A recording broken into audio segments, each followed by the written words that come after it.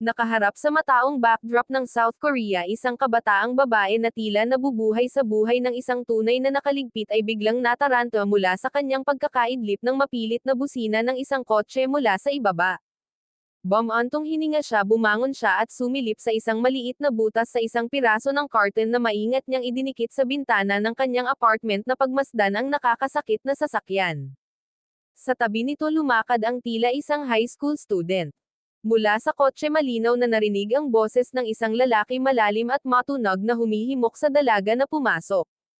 Pagkatapos ay inilipat niya ang kanyang tingin at napatitig sa isang babae sa apartment sa tapat ng kalsada na casual na humihit-hit ng sigarilyo. Ang kapitbahay na napansin ang pagsilip ay nag-alok ng isang matamis na ngiti. Ang kabataang babae, isang likas na ermitanyo, ay agad na umatras, sinarado ang curtain upang maiwasan ang karagdagang pakikipag-ugnayan na isinara ang kanyang panandaliang koneksyon sa labas ng mundo. Pagkatapos ay inilatag na ang nakatagong dalagang ito ay sa katunayan si Yonhab. Siya ay nagdala ng isang tunay na kakaibang kababalaghan, isang supernatural na pasanin na kanyang nakipagbuno sa loob ng mahabang panahon ng kanyang memorya. Ang kakaibang paghihirap na ito ay tinatawag niyang S-line, isang matingkad na crimson thread na nagmumula sa ulo ng bawat tao na lumalawak at nakikitang kumukonekta sa sinumang naging matalik nila. Karamihan sa mga individual na kilala niya ay gumagamit ng higit sa isang pulang linyang umusbong mula sa kanilang ulo, at si Yonhab sa kanyang kakaibang kakayahan ay nakikita ang bawat isa sa kanila na kasing linaw ng araw. Ang pambihirang kapangyarihang ito gayunpaman ay malayo sa isang pagpapala. Ito ay isang mabigat na krus na dapat pasanin, isa na walang sariling pagdurog na kahihinatnan. Matingkad na naalala ni Yonhab ang isang pangyayari mula sa kanyang pagkabata noong siya ay isang batang babae pa lamang, isang pangyayari na walang alinlangan na nagtakda sa kanya sa pagiging nag-iisa.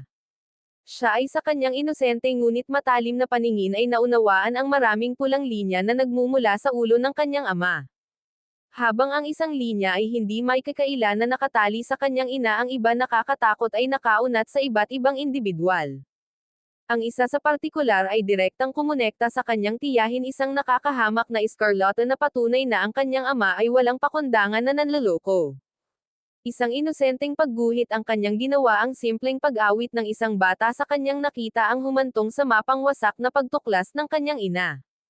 Ang pagbubunyag, hilaw at masakit ay naging sanhi ng kanyang ina na tuluyang pumutol na kalunos-lunos na nauwi sa kanyang pananaksak sa kanyang asawa hanggang sa mamatay. Sa paniniwalang sa matinding bigat ng kasalanan ng isang bata na ang kasuklam-suklam na pangyayaring ito ay ganap niyang kasalanan, masakit na napagtanto ni Yonhab na ang kanyang natatanging kapangyarihan ay higit na isang sumpa kaysa sa anumang uri ng pagpapala. Iyon ang hiling niya sa bawat himaymay ng kanyang pagkatao, maalis siya. Siya ay sa isang desperado na paraan o iba pa ay gumawa ng maraming pagtatangka upang wakasan ang kanyang sariling buhay. Ngunit sa bawat pagkakataon na parang ang kapalaran mismo o marahil ang sansinukob ay matigas ang ulo na tumanggi na mamatay siya at ibuhos ang mabigat na kapangyarihang ito, hindi niya maipaliwanag na nakaligtas siya. Ang walang humpay na pag-ikot ng kaligtasang ito kasama ang kalunos-lunos na nakaraan sa huli ay nagpanday sa kanya ng isang bagong malagim na ambisyon upang malaman ang tunay na dahilan kung bakit umiral ang mga misteryosong pulang linyang ito, upang masubaybayan ang lumikha sa kanila, upang matuklasan kung may ibang tao sa mundo na nagbahagi ng kanyang masakit na kaalaman, at higit sa lahat kung paano makawala sa sumpang ito. Nang maglaon sa araw na iyon ang kapitbahay mula sa kabilang kalye, isang babae na nagngangalang Hiwon, ay masayang pinindot ang doorbell ni Yonhab na malinaw na gustong magbigay ng isang kapitbahay na pagbati na kakalipat pa lang. Ang babae gayunpaman ay hindi madaling napigilan. Magiliw niyang ipinakilala ang kanyang sarili bilang bagong kapitbahay, at bilang kilos ng mabuting kalooban dinalhan niya si Yonhab ng sariwang prutas bilang regalo. Pagkatapos ng isang maliit lubos na isang panig na pag-uusap, dahan daw ang iniwan ni Hiwon ang prutas sa harap ng pinto, at na may magiliw na ngiti bumalik sa kanyang sariling apartment. Noon lamang, kapag naging malinaw na ang baybayin, maingat na binuksan ni Yonhab ang pinto, kinuha ang plastic bag at pansamantalang kinain ang prutas. Sa ibang lugar sa opisina ng departamento ng pulisya, may isang lalaki na katatapos lang pumasok. Ito ang parehong individual na nagmamaneho ng kotse na bumusina ng marahan kaninang umaga, ang mismong tunog na gumising kay Yonhab mula sa kanyang pagtulog. Ang lalaking ito ay si Jiwook. Pagpasok pa lang niya sa opisina sinalubong siya ng mga kasamahan halo-halong pagod na ngiti at mabangis na profesionalismo. Nagtapat siya sa isa sa kanila nagpahayag ng pag-aalala tungkol sa kanyang pamangkin ang napaka-high school na estudyante na sinubukan niyang kunin kanina isang batang babae na nagngangalang CNA. Ji-wook na medyo mapang-akit at kaakit-akit na lalaki ay hindi maikakailang isang maliit na manlalaro sa kanyang personal na buhay. Siya ay nagtataglay ng isang walang kahirap-hirap na karisma na tila humihila ng mga babae sa kanyang orbit kahit na pinamamahala ang makipaglandian ng mapaglaro sa isang babaeng kasamahan na malapit ng ikasal. Samantala sa parehong oras sa lungsod sa isang lokal na mataas na paaralan isang masasamang eksena ang naganap sa rooftop. Isang maliit na grupo ng mga bully ang nanunulok at pinahihirapan ang isang tahimik at mahinang babae. Pagkatapos ang pinuno ng grupo isang nananakot na batang babae na nagngangalang Haiyang ay pumasok na may hawak na mop na sabik na sumama sa malupit na sport na pagpapahirap sa babae. Ang nabuli na babae ay pamangkin ni Ji-wook si CNA. Si Haiyang ay nanginginig kay CNA para sa kaunting pera at sa isang tunay na nakakagigil na sandali nagbanta siyang itatapon si CNA sa rooftop kung maglakas loob siyang tumanggi. Si CNA na lubos na nababatid na ang kanyang buhay ay nakabitin ng walang katiyakan sa balanse na tagpuan ang kanyang sarili na lubos na walang kapangyarihan at walang pagpipilian kundi ang sumunod sa mga hinihingi ng maton. Nang maglaon sa araw na iyon natagpuan ni Ji-wook at ng kanyang kasamahan si Dong-sik ang kanilang mga sarili hanggang tuhod na nag-iimbestiga sa isang malagim na pinangyarihan ng krimen. Ang biktima isang babae ay pinatay sa kanyang sariling bahay isang brutal na pagtatapos sa kanyang buhay. Si Ji-wook sa kanyang matalas na pagtingin sa detalye ay hindi maiwasang mapansin na sa kabila ng pangkalahatang gulo sa buong bahay ang silid tulugan ay kakaiba may sensinang malinis halos parang may nagsikap na linisin ito. Habang siya ay maingat na nagmamasid sa paligid ang kanyang tingin ay dumapo sa isang kahon ng pagkain mula sa isang kalapit na restaurant isa na hindi masyadong kilala. Naniniwala siya na maaaring hawak lang ng hindi mapagpanggap na restaurant na ito ang susi isang breadcrumb trail na maaaring humantong sa kanya diretso sa may kagagawan ng pagpatay. Di nagtagal dumating ang isa pang tiktik sa eksena na naghatid ng isang bagong piraso ng katalinuhan kay Ji-wook. Lumapit ang isang saksi na sinasabing nakakita ng isang lalaking nakasuot ng helmet na pumasok sa silid ng biktima noong gabi bago natuklasan ang walang buhay na katawan nito. Ang lalaki ay tila isang delivery guy at si Ji-wook na pinagsama ang dalawa at dalawa ay nakadama ng isang malakas na paniniwala na ang individual na ito ay maaaring may mahalagang koneksyon sa kaso. Sa karagdagang pagsisiyasat habang unti-unting nagkakasya ang mga piraso na laman na ang biktima ay may kasintahan na kamakailan lang ay nakipaghiwalay. Nang maramdaman ang potensyal na lead agad na inatasan ni Ji-wook si Dong-sik sa paghuhukay sa anggulong iyon na sinabihan siyang imbestigahan ang dating nobyo. Nang gabing iyon nakaramdam ng pagkabalisa si Hyun-hyuk habang maingat niyang binuksan ang kanyang pinto para kunin ang ilang inihatid na mga pakete. Doon sa gitna nila napansin niya ang isang plastic bag na puno ng sariwang mansanas isang maalalahanin na regalo mula kay Hiwon. Kinuha niya ang bag sa loob at habang kumakain siya ng mansanas nakita niya ang sarili niyang idly na nanonood ng balita. Biglang nabaling ang atensyon niya. Ang broadcast ay nagkataon tungkol sa mismong pagpatay na kasalukuyang iniimbestigahan ni Ji-wook. At doon natigilan sa background ng footage ng balita nakita niya siya isang lalaking naka-helmet malinaw na sinusubukang hindi makita sa likod ng isang pader na tila nakikinig sa eksena. Sa sandaling iyon isang nakagigimbal na realisasyon ang bumalot sa kanya. Ang lalaki ay mayroon lamang isang solong S-line sa kanyang ulo isang matinding anomalya sa isang mundong puno ng gusot na koneksyon at ito ay agad na nagdulot ng malalim na hinala sa loob niya. Hindi nagtagal na parang iginuhit ng isang invisible thread ang parehong lalaking naka-helmet ay nagpakita malapit sa apartment building ni Hyun-hyuk at nakita niya ito kaagad. Isang turok ng panganib ang bumaba sa kanyang gulugod. Nagmamadaling kunin ni Hyun-hyuk ang kanyang telepono balak niyang tawagan ang pulis ngunit naubusan na ito ng juice. Mabilis niya itong sinaksak para mag-charge nakadikit pa rin ang mga mata niya sa lalaki. Pinagmasdan niya ang pagpasok ng naka-helmet na lalaki sa apartment building sa kabilang kalye at pagkatapos sa sobrang gulat niya pumasok siya sa apartment ni Hiwon. Sa kabutihang palad ang kanyang telepono ay buzz sa buhay na may sapat na baterya at siya ay mabilis na nag-dial sa pulis. Habang nagsasalita siya sinusubaybayan pa rin ang misteryosong lalaking naka-helmet mula sa kanyang bintana nakita niyang malinaw na wala sa panganib si Hiwon. Ang lalaki ay ang kanyang kasosyo ang kanyang kasintahan. Isang malamig na alon ng realisasyon ang tumama kay Hyunhyuk. Baka maling tao lang ang inakusahan niya gumawa ng malaking pagkakamali. Napagtanto niya ang kanyang pagkakamali nagpasya siyang ibaba ang tawag. Ngunit isang mapang asar na tanong ang nag-bounce pa rin sa kanyang isipan parang ping-pong ball. Bakit kay Hiwon lang ang S-line na iyon ng lalaki pagkatapos nilang magkita na para bang first time nilang mag-interact? Ang nakakabagabag na pangyayaring ito na napakalapit sa bahay ay nagsilbi lamang upang mapuko ang kanyang nakaraang trauma na pumukaw sa mga luma masakit na alaala. Kinabukasan naluluha pa rin sa malupit na pambubugbog na dinanas niya sa kamay ni Hayang at ng kanyang walang humpay na gang si CNA ay gumawa ng malay-tao na desisyon na laktawan ang paaralan ng buo. Si Hayang gayunpaman bilang quintessential bully ay agad na gumawa ng conclusion sa pag-aakalang sinadya ni CNA ang pag-iwas sa paaralan dahil hindi niya inubo ang ipinangakong pera. Kaya na may malupit na ngiti dumiretso si Hayang sa locker ni CNA binuksan ito ng may malisyosong layunin umaasang makahanap ng ilang nakatagong pera o isang bagay na hahawakan sa kanyang ulo. Sa loob nagulat siya nakakita siya ng isang simpleng paper bag na naglalaman ng isang bayong shea oli at inosenteng nakatago sa loob isang love letter. Sa kabilang banda umuwi si Jiwook sa araw na iyon at nakitang medyo nakalilito ang pagliban ni CNA sa paaralan. Humingi siya ng pera sa kanya at sa pagkakataong iyon sa wakas ay napansin niya ang kilalang mga pasa sa mukha at sa buong katawan niya. Agad na itinaas ang pulang bandila. Nangangamoy daga diniinan niya ito nagtatanong kung ano ang nangyari sa mundo.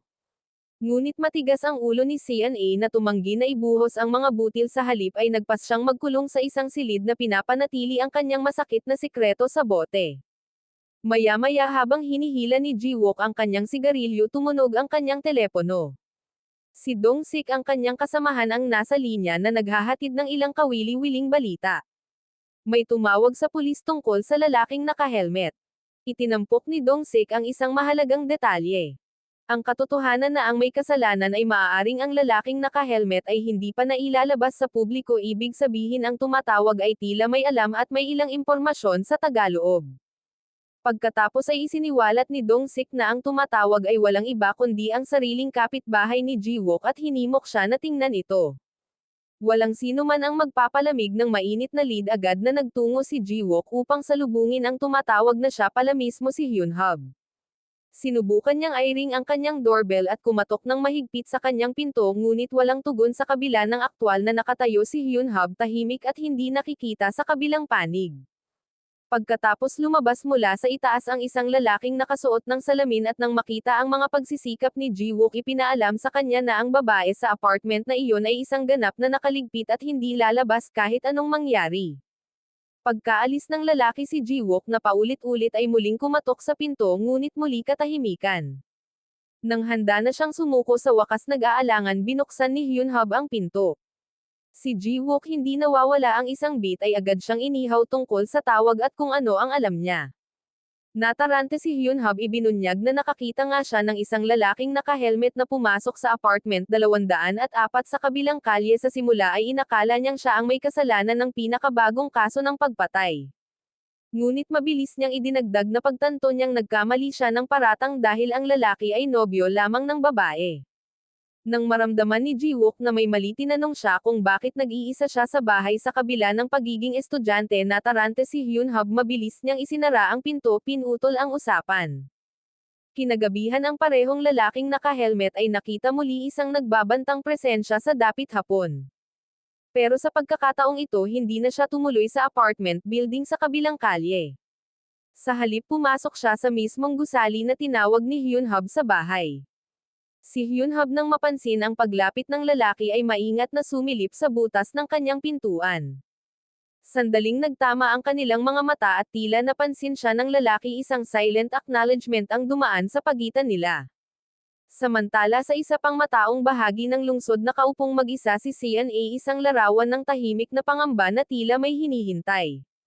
Tumunog ang kanyang telepono at may lumabas na mensahe mula kay Hayang isang malupit na paalala na humihiling na pumasok siya sa paaralan bukas dala ang perang inutang niya sa kanya. Habang itinago ni CNA ang kanyang telepono, napunta ang kanyang tingin sa isang matandang babae na kalalabas lang mula sa isang bangko sa kabilang kalye. Hawak-hawak ang isang sobre na halatang nakaumbok na may pera. Ang desperadong pangangailangan para sa pera, isang masakit na sakit sa bituka ni CNA ang nagtulak sa kanya sa bingit ng paggawa ng hindi maiisip. Sinimulan niyang buntot ang matandang babae, sinundan siya sa isang makipot na eskinita. Malinaw ang kanyang intensyon na agawin ang bag.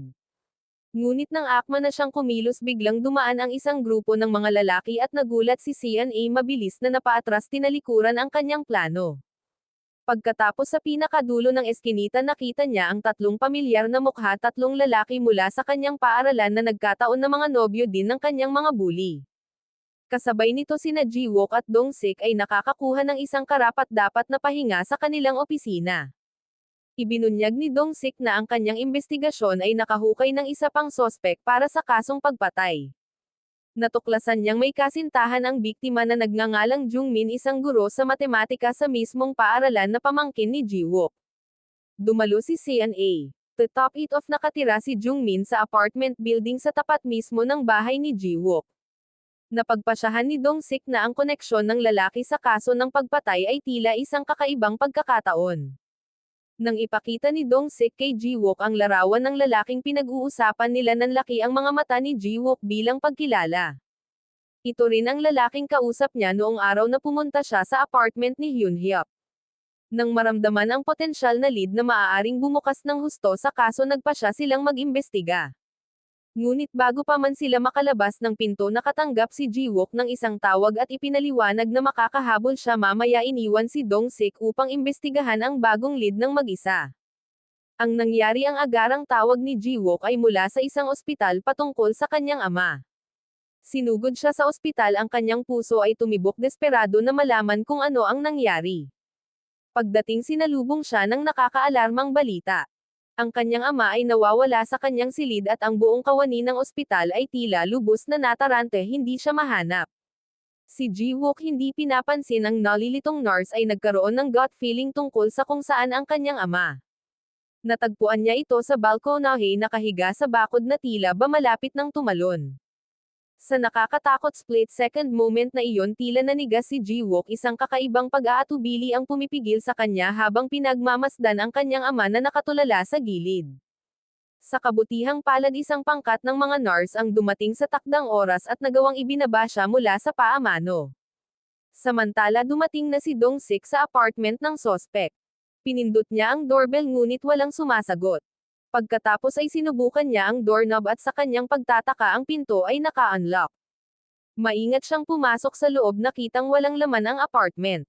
Nagbaka sakali pa siya natuklasan ang isang silid na pininturahan sa isang kapansin-pansin na kakaligalig na pula. Habang tinatawagan niya si Jiwook para ipaalam ang kanyang natuklasan, bigla siyang tinalon ng sospek na si Jungmin mula sa likuran gamit ang heavy metal bat. Matapang na sinubukang ipagtanggol ni Dong-sik ang kanyang sarili, ngunit gaya ng inaasahan, hindi siya kalaban ng isang armadong salarin at mabilis siyang natalo. Si Jiwook, na napagtanto na ang kanyang kasamahan ay nasa matinding panganib, agad na sumugod sa pinangyarihan. Maya-maya umupo si Dong-sik na nakatali sa isang upuan, walang magawa. Ang sospek na ipinahayag na si Jungmin mismo ay nagsuot ng kanyang helmet at pumunta upang makipagkita sa kanyang kasintahan sa gusali sa kabilang kalye. Si Hyun-hyuk mula sa kanyang kinatatayuan ay nakilala ang nagbabantang panganib at pinanood, ang kanyang puso ay tumitibok habang si Jungmin ay naglalakad patungo sa kalapit na gusali. Alam niya na may katiyakan na nagpalamig sa kanya hanggang sa buto na ang mga bagay ay malapit nang pumunta sa timog para kay Hiwon. Dahil alam niyang hindi siya basta-basta makakaasa sa pagtawag ng pulis, nagpasya siyang tanggapin ang mga bagay sa sarili niyang nanginginig na mga kamay. Kumuha siya ng kutsilyo sa kusina at lumabas ng kanyang silid, nakaramdam ng matinding pag-aatubili ngunit pinilit ang sarili na pasulong. Naglakad siya pababa ng hagdan, bawat hakbang ay nanginginig, pinagmumultuhan ng mga iniisip ng napipintong panganib at ang malalalim na peklat ng kanyang nakaraang trauma. Pagkalabas niya ng gusali, bumigay na ang mga paa niya. Lumabo ang kanyang paningin, pagkatapos ay ganap na nagdilim at siya ay nahimatay. Ang kanyang salaming pang-araw na ginamit niyang panangga sa kanyang mga mata mula sa S-lines ay dumulas sa kanyang mukha. Sa kanyang mahina isang malabong pangitain ng kanyang ina ang lumitaw at si Hyun Haip ay likas na lumapit sa kanya. Sa wakas ay nakilala ni Jungmin si Hiwon at tila nagulat siya nang makita siya. Pagkatapos ay ipinahayag na si Jungmin ay nagtataglay din ng kakayahang makita ang S-line at nasaksihan niya mismo ang nakakaligalig na katotohanan. Ang kanyang kasintahan ay nagkaroon ng maraming S-lines sa kanya, malinaw na inilalantad na siya ay naging malapit sa maraming min bukod sa kanya. Ang paghahayag na ito isang suntok sa bituka ay ang kanyang breaking point. Galit na galit inatake siya nito, nakasarado ang kanyang mga kamay sa kanyang lalamunan, buong balak na wakasan ang kanyang buhay. Ngunit sa sandaling iyon si Hyun Haip na mahimalang nagtagumpay sa kanyang nakakaparalisadong takot ay nakarating sa pinangyarihan kahit nakitang-kita pa rin ang panginginig. Si Jungmin nakita si Hyun Haip na nakatayo doon nanginginig na may hawak na kutsilyo sa kusina, mahinahon siyang hinarap, isang nakakagigil na ngiti sa mukha, alam na alam niyang hindi makakakilos ang babaeng nasa harapan niya sa pagbabante niya. Pagkatapos ay kinuha niya ang kutsilyo mula sa kanya at sinaksak si Hyun Haip na nag-iwan sa kanyang pagdurugo sa sahig. Habang nasa isip pa rin ang kanyang layunin, bumalik siya sa kanyang kasintahan handang ipagpatuloy ang kanyang malupit na plano. Di nagtagal pagkatapos ng magulong paghaharap, sa wakas ay sumambulat si Ji-wook sa eksena. Agad na nahadyap ng kanyang mga mata ang salaming pang-araw ni Hyun Haip na nakalatag sa lupa, isang nakakapanghinayang senyales na talagang nagkamali ang mga bagay-bagay. Tumakbo siya paakyat sa taas, ang lakas ng tibok ng puso niya. Nadatnan niyang nakabukas ang pinto ng apartment ni Hyun Haip at pagpasok sa loob, isang kakaibang tanawin ang sinalubong niya. Isang malawak na conspiracy map na may masalimuot na mga string na nakapin sa dingding na nagpapahiwatig ng lihim na buhay ni Hyun Haip. Pagtingin niya sa kabilang kalsada, nakita niya ang mabangis na tablo. Si Hyun Haip ay nakahiga na sugatan sa isang pool ng dugo, habang si Jungmin ay brutal na sinasakal ang kanyang kasintahan. Mabilis na binunot ni Ji-wook ang kanyang baril, ngunit nag-alinlangan isang kurap ng pag-aatubili na pinipigilan ang kanyang daliri sa gatilyo. Hanggang sa si Hyun Haip na may matinding desperado na enerhiya ay gumalaw at sinaksak si Jungmin sa hita na nakita ni Ji-wook ang kanyang siwang. Nang si Jungmin ay sumugod para saksakin si Hyun Haip, hinayla ni Ji-wook ang gatilyo at si Jungmin ay binaril. Habang hinihingal ni Jungmin ang kanyang huling hininga, narinig ni Hyun Haip na bumulong-bulong siya tungkol sa mga linyang nagsisimula ng mawala. Isang malamig na realisasyon ang bumungad sa kanya. Si Jungmin ay nagsasalita tungkol sa S-lines. Maya-maya dumating ang ambulansya, sumisigaw ang mga sirena upang ilikas ang mga sugatan. Sa sandaling iyon nagkaroon ng malalim na realisasyon si Hyun Haip. Si Jungmin ay nakita rin ang mga S-line. Naalala niyang nakita niya si Jungmin na likas na inabot ang kanyang salamin sa panahon ng pakikibaka, at naisip niya na ang mga partikular na basong ito ang maaaring maging susi para makita ang mga linya. Pagkaalis ng ambulansya, nilapitan ni Ji-wook si Hyun Haip, halata ang kanyang pag-aalala. Sa pagtatanong kung ayos lang siya pagkatapos ng ganoong pinsalang nagbabanta sa buhay si Hyun Haip na laging matatag, ay tiniyak sa kanya na ayos lang siya at hindi niya kailangang mag-alala. Habang hiniling siya ni Ji-wook na sumama sa kanya sa opisina, ang kanyang pamangkin na si CNA ay hindi inaasahang nagpakita na tila alam na ang tungkol kay Hyun Haip, isang kakaibang koneksyon. Noong gabing iyon kinumpronte ni Ji-wook si CNA tungkol sa pinaghihinalaang pambubuli na dinadanas niya sa paaralan. Si CNA na malinaw na ayaw harapin ang panghihimasok ng kanyang tiyuhin ay mahigpit na sinabi sa kanya na isipin ang sarili niyang negosyo at huwag makialam sa kanya. Ipinahayag niya na kailangan lang niya ang kanyang pera, hindi ang kanyang atensyon. Pagkatapos, bago umalis si Ji-wook, naghulog ng bomba si CNA. Kilala niya si Hyun Haip. Magkaklase sila noong middle school. Sa madaling araw, si Hyun Haip na nakatambay sa isang rooftop ay nakatanggap ng isang mahiwagang mensahe mula sa isang hindi kilalang numero. Sinabi ng nagpadala na alam niya ang tungkol sa mga S-line at inutusan siyang pumunta sa paaralan. Noong araw na iyon sa paaralan, matapos mahanap na ni Hae-young ang nakakahiyang love letter sa locker ni CNA, natuklasan ni CNA ang walang laman na paper bag na nakapatong sa kanyang desk. Ang mga maton na may malupit na katumpakan ay maingat na nagtakda ng entablado upang ipahiya siya sa harap ng buong klase. Hindi na napigilan pa ni CNA ang nag-uumapo na galit sa wakas ay pamitik si CNA at lumaban na sumugod upang agawin ang love letter mula sa pagkakahawak ni Haiyang. Nag-apoy ito ng matinding away sa pagitan nila na kalaunan ay pinaghiwalay ng kanilang quick-acting homeroom teacher si Gyujin. Dinala ni Gyujin si CNA sa kanyang opisina at mahigpit na nagtanong kung bakit siya nagsimula ng alitan. Si CNA mapanghamon at tikom ang bibig ay tumangging magsalita ng anuman at nagpasya na lamang natawagan ito ng isang araw umalis sa paaralan. Pagkatapos bago siya umuwi tiningnan niya ang kanyang locker at sa kanyang sorpresa nakita niya ang isang pares ng salamin sa loob. Sa kabilang banda si Jiwook ay hinarap ng isang naiinis na Dongsik na malinaw na hindi na-appreciate na naiwan siyang mag-isa upang mag-imbestiga na humantong sa kanyang pambubugbog ng sospek.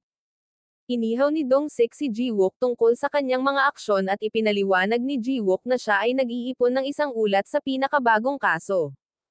Kinumpirma ni Dongsik na ang salarin si Jungmin ay namatay at iginiit na hindi na kailangan ng karagdagang investigasyon. Si Jiwook gayunpaman ay nagpahayag ng kanyang matagal na hinala tungkol sa tunay na motibo ni Jungmin sa pagpatay. Tinutulan ni Dongsik na si Jungmin ay may kasaysayan ng karahasan sa pakikipag-date na naging dahilan upang siya ay matanggal sa dati niyang trabaho sa pagtuturo. Ang impormasyong ito gayunpaman ay nagpalalim lamang sa pagkabalisa ni Jiwook. Simple lang ang tanong niya bakit pinili ni Jungmin na simulan ang pagpatay isang taon matapos matanggal sa trabaho. Bukod dito madalas na naririnig si Jungmin na nagsasalita tungkol sa kaligtasan isang kakaibang detalye dahil hindi siya kilala bilang relihiyoso na lalong nagdaragdag sa hinala ni Jiwook. Upang mapawi ang kanyang tumitinding hinala nagpasya si Jiwook na bisitahin at muling imbestigahan ang apartment ni Jungmin. Sa kanyang solong pagsisiyasat gumawa siya ng isang mahalagang pagtuklas. Ang silid kung saan nakatali si Dongsik ay hindi pininturahan ng pula gaya ng naisip noon. Sa halip natatakpan ito ng nakakabagabag na hanay ng mga pulang linya sa buong dingding na ganap na sumasakop sa ibabaw. Isang nakakagigil na echo ng mga S-line. Sa bahay si CNA na nadaig sa pag-usisa ay ginamit ang mga basong na hanap niya. Kaagad isang kumikinang na hibla ng pulang linya ang lumabas mula sa itaas ng kanyang sariling ulo. Di nagtagal dumating si Jiwook sa bahay at si CNA na ngayon ay nakasuot ng salamin ay nakakita ng nakakagulat na tanawin. Ang isang pulutong ng mga pulang linya ay nagmumula sa kanyang ulo. Nagulat at natakot agad siyang tumakbo palabas at ang revelasyon ay tumama sa kanya na parang tidal wave. Sa sandaling iyon sa wakas walang alinlangan na tanto niya kung ano talaga ang mga linya. Isang linyang nag-uugnay sa dalawang tao na minsan nang nakipagtalik. Sa paaralan armado ng kanyang bagong pananaw gumawa si CNA ng isa pang nakakagulat na obserbasyon. Ang kanyang homeroom teacher si Gyujin ay walang S-line sa kanyang ulo. Isang napakalaking kakaibang anomalya para sa isang babae na kasing edad niya na nagmumungkahi ng kompletong kawalan ng karanasan sa pakikipagtalik. Pagkatapos natuklasan niya ang isang mas nakakagulat na paghahanap. Ang kanyang bully na si Haiyang ay nakipagrelasyon sa kanilang guro sa panitikan na si Mr. Sungjin.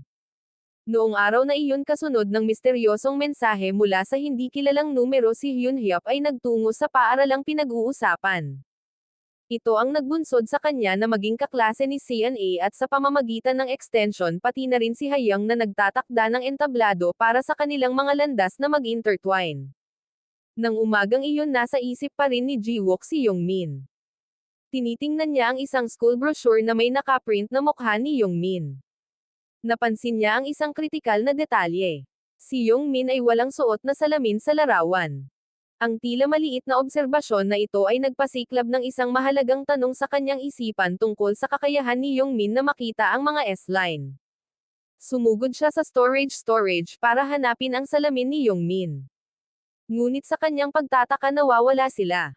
Ang karagdagang pagsisiyasat ay humantong kay Jiwook sa paaralan ni CNA. Pagpasok niya sa teacher's room napansin siya ng homeroom teacher ni CNA na si Gyujin at kahit kailan ang concerned educator ay inanyayahan siyang pag-usapan ang tungkol kay CNA na isiniwalat na si CNA ay sa katunayan nahihirapan sa paaralan. Si Jiwook gayunpaman ay hindi ganap na nakuha ang impormasyong ito. Nakatuon pa rin ang kanyang isip sa enigma ni Jongmin.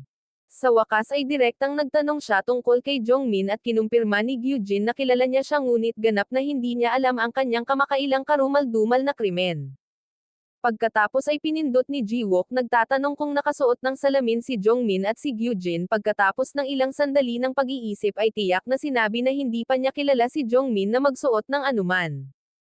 Kasabay nito na hindi napapansin ang pag-uusap ni na Jiwook at Gyujin si Hyung at ang kanyang barkada ay muling na-corner si CNA handa na para sa isa pang yugto ng pagdurusa. Kaagad na hiningi ni Hyung ang perang inutang sa kanya ngunit si CNA na wala pa ring kamay ay walang maibigay. Sa pagkakataong ito gayunpaman isang kislap ng pagsuwi ang nag-alab sa loob ni CNA. Kapansin-pansin na bawi niya ang lakas ng loob na ipagtanggol ang sarili. Mabilis niyang hinawakan ang kamay ni Hyung na nakahanda na sampelan siya at nang may panibagong desisyon sinabi niya sa bully na hindi siya natatakot sa kanya. Ang hindi inaasahang pagsuwi na ito ay nagpasiklab lamang sa namumuong galit ni Hyung. Sinampal ng malakas si CNA kaya natambo siya sa sahig. Pagkatapos sa isang sandali ng kapansin-pansing tensyon kapansin-pansing lumitaw si Hyunhib humakbang pasulong upang tumayo para kay CNA. Walang pag-aalinlangan hinawakan niya si Hyung sa kanyang kwelyo at sa nakakagulat na lakas kinaladkad siya sa pinakadulo ng rooftop. Tila balak ni Hyunhib na pabagsakin ang maton kasama niya na nagbabantang tumalon na naging dahilan upang makitang nanginginig si Hyung sa matinding takot. Si Hyunhap na hawak na ngayon ang hindi maikakailang mas mataas na lugar ay nagbigay ng nakakatakot na babala na huwag nang guguluhin siya o si CNA muli. Si Hyung na malinaw na nauunawaan na ang kanyang buhay ay nakabitin sa pamamagitan ng isang thread na isang maling salita lamang ang layo mula sa pagtatapos alam na wala siyang pagpipilian kundi ang sumunod. Nakapagtataka sa kabila ng pagkaligtas hindi lubos na nagustuhan ni CNA ang dramatikong intervention ni Hyunhap ngunit gayunpaman ay lubos pa rin siyang nagpapasalamat sa kanyang tulong. Pagkatapos ng kanyang pakikipagkita kay Gyujin pumunta si Jiwook sa lokal na bar malapit sa pinangyarihan ng pagpatay kay Jungmin at mabilis na natuklasan na naging regular doon si Jungmin. Lumapit siya sa bartender nagtanong tungkol kay Jungmin at naalala ng bartender na siya ay kakaiba. Noong una si Jungmin ay tahimik lang umiinom ng mag-isa tapos aalis ng bar na walang tao sa tabi niya. Ngunit pagkatapos isang araw dumating siya na may suot na salamin at nagsimula ng isang kakaibang ritual ng pagbibilang ng mga numero sa hangin. Ang kakaibang pag-uugali na iyon ay minsang humantong sa isang galit na patron na hindi nakayanan ang kakaiba marahas na sinuntok siya sa mukha. Noong gabing iyon kakauwi lang ni CNA nang mamataan niya si Hyung mula sa malayo. Dahil sa matinding pagsuwi nagpa siyang sundan siya. Ang nasaksihan niya noon ay nagpadala ng kasiyahan sa pamamagitan niya. Si Hyung ay nakikipagkita kay Mr. Sungjin sa harap ng isang love hotel. Dahil sa ayaw niyang palampasin ang gininto ang pagkakataon na sa wakas ay blackmail ang mismong bully na nagpahirap sa kanya sa buong buhay niya sa paaralan mabilis na inilabas ni CNA ang kanyang telepono at kinuha ang ilang larawan ni na Hyung at Mr. Sungjin bilang mapanirang ebidensya. Siya pagkatapos na may isang matagumpay na ngiti ay direktang nagpadala ng mga larawan kay Hyung na inihayag na siya ngayon ay may hawak na isang ace card sa kanyang mga kamay. Nadama niya sa isang pag-agos ng bagong natagpo ang kapangyarihan na sa wakas ay nakakuha na siya ng lakas upang labanan ang kanyang nagpapahirap. Si Hyung gayunpaman ay hindi natakot kahit kaunti. Bilang isang menor de edad alam niya na ang tanging tunay na malalagay sa gulo ay si Mr. Sungjin hindi siya. Ang hindi inaasahang kawalan ng takot na ito mula kay Hyung gayunpaman ay kabaligtaran na nagdulot ng bagong tusong ideya sa isip ni CNA. Sa nangyari pagkatapos mabigang takutin si Hyung nagpa siya si CNA na i-escalate at i-blackmail si Mr. Sungjin sa halip. Ipinadala niya sa kanya ang incriminating photo at humingi ng 20 million won para patahimikin ang kanilang lihim. Ang kanyang mga motibo ay hindi lubos na mali siya. May tiyak siyang dahilan. Gusto niyang umalis sa bahay ng kanyang tiyuhin. Ipinagtapat niya kay Hyunhoop na tapos na siyang mamuhay kasama si Jiwook at naghahangad ng kalayaan na mamuhay ng mag-isa. Pagkatapos bigla niyang pinalaki ang ina ni Hyunhoop tinanong kung buhay pa ba siya. Si Hyunhoop na noalay sa kanyang ina at hindi niya kailanman nakipag-ugnayan ay hindi sigurado kung siya ay buhay pa. Noong gabing iyon ang mga salita ni CNA nakakagulat ay pumukaw sa kaloob-looban ni Hyunhoop na nagpapaalala sa kanya ng mailap na init ng pamilya. Mula sa kanyang bintana napagmasdan niya ang tila masayang tanawin ng mga pamilya na inilalarawan kung gaano kasarap mapabilang sa isa. Gayunpaman kahit na sa kanyang malungkot na pagmumuni-muni ang kanyang S-line na paningin ay hindi maaaring baliwalain. Napansin din niya na may kirot ng pamilyar na pangungutya kung paano ang bawat tao sa mga pamilyang iyon ay nagtatago ng kani-kanilang mga lihim na gawain at mga lihim sa likod ng bawat isa kahit na sa loob ng tila mapagmahal na mga unit. Kinabukasan isang takot na si Mr. Sung Jin ang humarap kay Hiyang tungkol sa larawan. Siya ay lubos na natakot na ang kanilang bawal na relasyon ay nalantad sa iba. Naghisteryoso pa siyang inakusahan si Hiyang na sinabihan niya ang kanyang mga kaibigan tungkol sa kanilang sikreto. Si Hiyang gayunpaman hindi nawala ang kanyang kalmado. Sa isang hangin ng kalmado na pagsuwi sinabi niya na siya rin ay isang biktima at tiyak na hindi niya sinasadyang ibunyag ang kanilang bawal na relasyon sa iba. Ang isang bagay na alam niyang sigurado ay ito ang ginagawa ni Sean A. Si Sean A sa kabilang banda ngayon ay armado ng kapangyarihang makita ang S-line salamat sa mga salamin na hawak niya ay nakakuha ng napakalaking tiwala sa sarili. Sa wakas talagang tumayo siya laban sa kanyang maton ngunit sa isang nakakagambalang twist siya ay nagsimulang mag-transform sa isang maton sa kanyang sarili. Nakakagulat na isiniwalat niya ang isa pang relasyon na kinasasangkutan ng ibang guro. Siya kahit na may kalkuladong mali siya ay sadyang kinuha ang isa sa mga nobyo ng kanyang maton bilang kanyang sarili isang direktang gawa ng paghihiganti. Ang walang hiya na pagkilos na ito gayunpaman ay tunay na nagdulot ng isang mapanganib nagbabagang galit sa mga mata ni Hayang. Ang maling pag-uugali na ito ang nagbunsod kay Hyun Hyuk na direktang harapin si Seon A na nagpapakita na mayroon din siyang kapangyarihang makita ang S-lines. Si Seon A na labis na nabigla na may ibang taong nagbahagi ng kanyang kakaibang kakayahan ay hindi agad naniwala dito ngunit pinatunayan ni Hyun Hyuk na hindi siya nanloloko. Alam niya ang malalapit na detalye tulad ng pakikipagrelasyon ni Hayang kay Mr. Sung Jin ang bawal na relasyon ng ibang guro at kitang-kita pa niya ang nag-iisang S-line na kumikinang sa itaas ng sariling ulo ni Seon A. Ang napakaraming ebidensya na ito ay higit pa sa sapat upang patunayan ang kanyang mga salita. Si Hyun Hyuk sa pag-aakalang nakikita ni Seon A ang mga linya sa pamamagitan ng pagsusuot ng espesyal na salamin ay nanood habang si Seon A sa wakas ay nagsiwalat ng katotohanan na nagpapatunay sa hinala ni Hyun Hyuk. Si Hyun Hyuk na nabuhay sa sumpa ng S-line sa loob ng maraming taon ay sinubukang balon ang kanyang kaibigan tungkol sa mga panganib ng gayong kapangyarihan. Ngunit si Seon A na ngayon ay ganap na natupok ng bagong tuklas na kakayahan na ito mapanghimagsik na idineklara na ito mismo ang gusto niya. Nang maglaon sa araw na iyon si Seon A na naiintriga pa rin sa S-lines ay nagtanong kay Hyun Hyuk kung paano maaaring maalis ng isang tao ang mga ito. Si Hyun Hyuk na nagsasalita mula sa sarili niyang masakit na nakaraan ay seryosong ipinaliwanag na ang isang S-line ay mawawala lamang sa ulo ng isang tao kapag sila ay namatay. Kapag nangyari iyon ang taong konektado sa kanila ay mawawala rin ang partikular na S-line na iyon. Samantala mag-isang nakaupo si Mr. Sung Jin sa kanyang sasakyan dahan-daang sumili ang nakakapangilabot ng ngiti sa kanyang mukha habang nakatitig sa larawan nila ni Hayang sa kanyang telepono na tila nag-iisip ng masamang plano.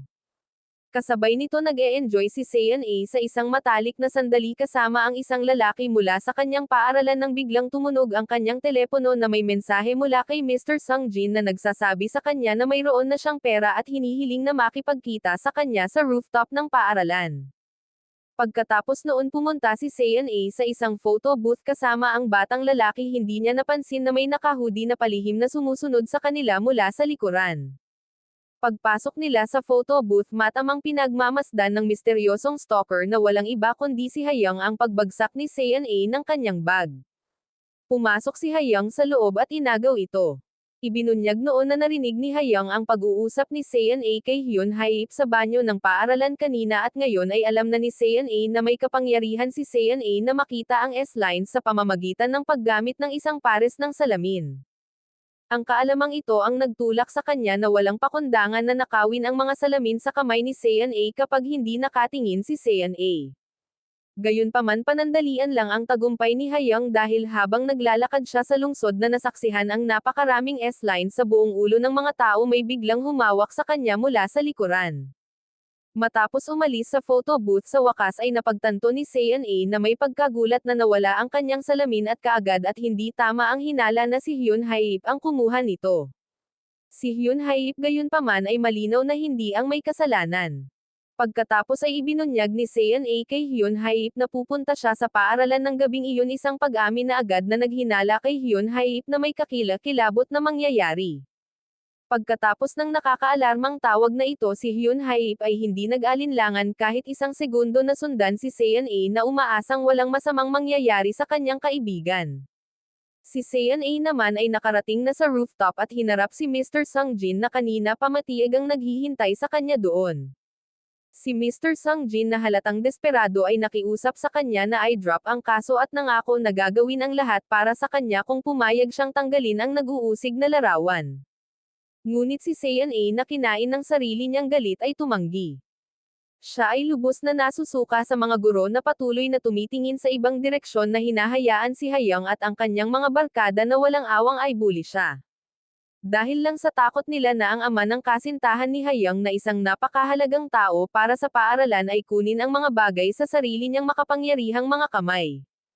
Pagkatapos di nagtagal nakatanggap si Mr. Sung Jin ng isang mapangwasak na mensahe mula sa kanyang asawa na nagbubunyag na natanggap din niya ang larawan. Ito ang huling breaking point para sa kanya. Galit na galit bumalik siya kay Sean A, naghisteryosong inakusahan siyang nagpadala ng larawan sa kanyang asawa.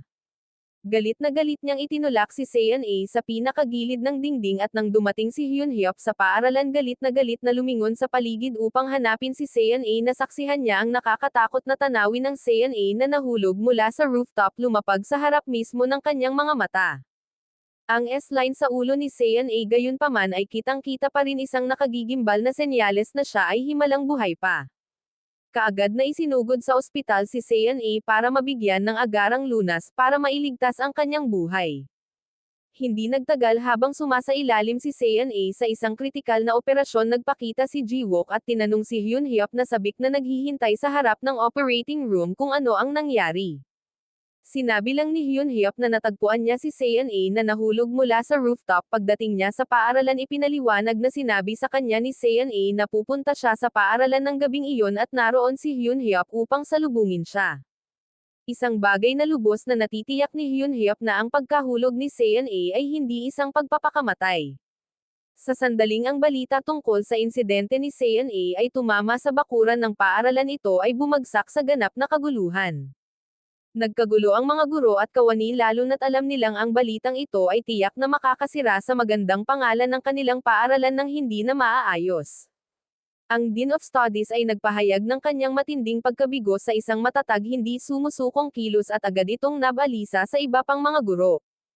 Ang sa una ay tila isang pagsusuri ay mabilis na nauwi sa maiinit na mga argumento nang wala sa oras. Sa gitna ng kaguluhang iyon, aksidenteng nalaglag ng isang staff ng paaralan na nakasuot ng salamin ang kanyang mga gamit at ang mabait na guro ng musika ay pumasok upang tulungan siyang mag-ayos ng kanyang mga gamit.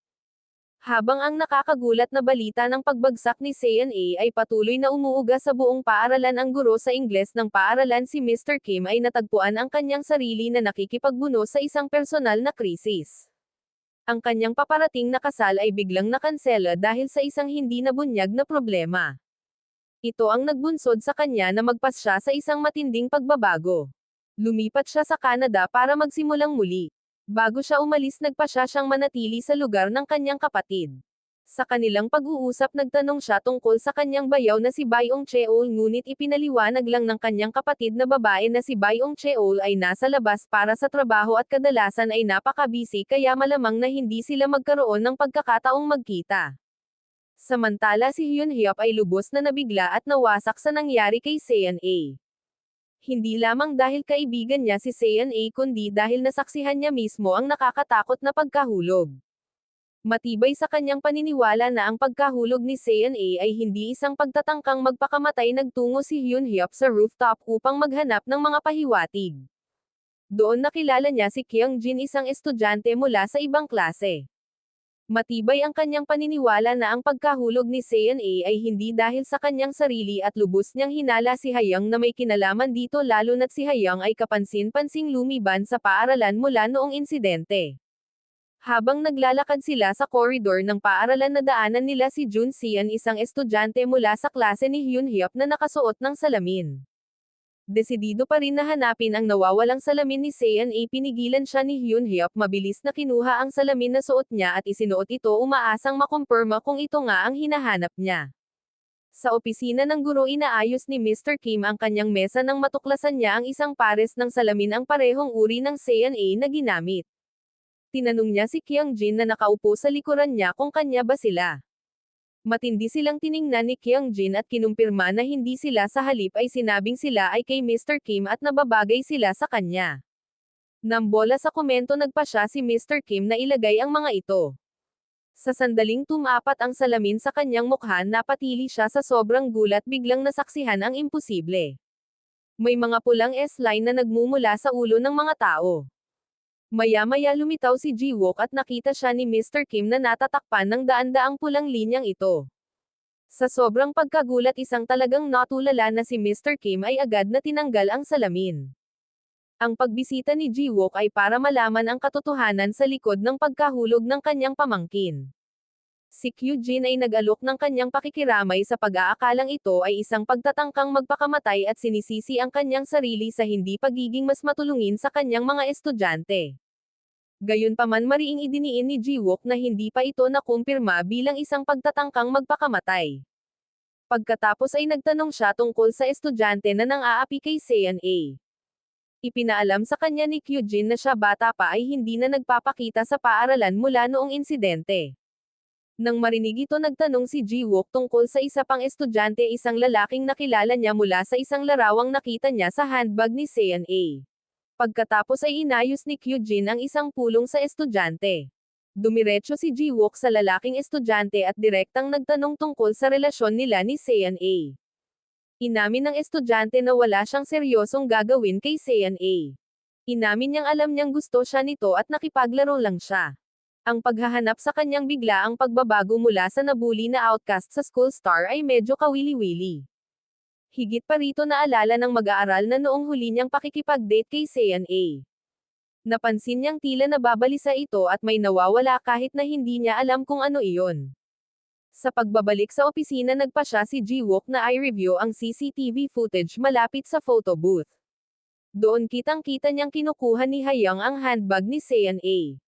Pagkatapos ay tiningnan niya ang isa pang CCTV feed at nakita niya si Hayoung na ngayon ay walang alinlangan na nakasuot ng isang pares ng salamin na nakilala ni Ji-wook na suot ni Sean.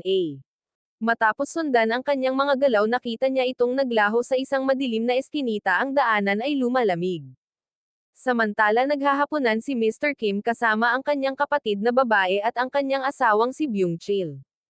Sa pagkakataong ito armado ng kanyang bagong pananaw sa S-lines at sa wakas ay nauunawaan ang kahulugan ng mga ito nakita niya ang mga pulang linya na nag-uugnay sa asawa ng kanyang kapatid na babae sa iba agad na napagtanto na niloloko ni Byung-chil ang kanyang kapatid na babae. Matapos ang isang pagtatangkang basagin ang awkward na katahimikan biglang ibinalita ni Byung-chil ang nakanselang kasal ni Mr. Kim. Sa kabila ng walang saysay na pagtatangka ng kanyang asawa napigilan siya nagpatuloy si Byung-chil. Si Mr. Kim na nagsisikap na huwag maging impolite sa kabila ng sensitibong paksa ay sumagot na inihayag na natuklasan niya ang relasyon ng kanyang kasintahan bago ang kanilang kasal. Ang paghahayag na ito ay ikinagulat nilang dalawa lalo na ang kapatid na babae. Pagkatapos kumain lumabas sina Mr. Kim at Byung-chil. Sumakay sila ng elevator at nang madaanan nila ang ika-4 na palapag nakita ni Mr. Kim na nakikita na ngayon ang S-lines ang pulang linya sa ulo ni Byung-chil na konektado sa isang tao sa palapag na iyon. Siya gayunpaman na natiling tikom ang kanyang bibig pinili upang obserbahan. Sabay silang umupo sa labas ng gusali para uminom ng sigarilyo. Sa sandaling iyon casual na sinabi ni Byung-chil na dapat niyang mas malapitan ang kanyang kapatid na babae. Pagbalik nila sa loob habang sumasakay ng elevator kitang-kita ni Mr. Kim na aksidenteng napindot ni Byung-chil ang floor button. Ika-4 na palapag iyon ang mismong palapag kung saan nakatira ang taong konektado kay Byung-chil. Dahil sa matinding curiosity nang hindi tumitingin si Byung-chil dahan-daang pinindot muli ni Mr. Kim ang floor button na iyon umaasang makita kung aling silid iyon. Ngunit pagdating nila sa palapag na iyon ay agad siyang pinigilan ni Byung-chul, mariing sinabing hindi sila tumitigil sa palapag na iyon.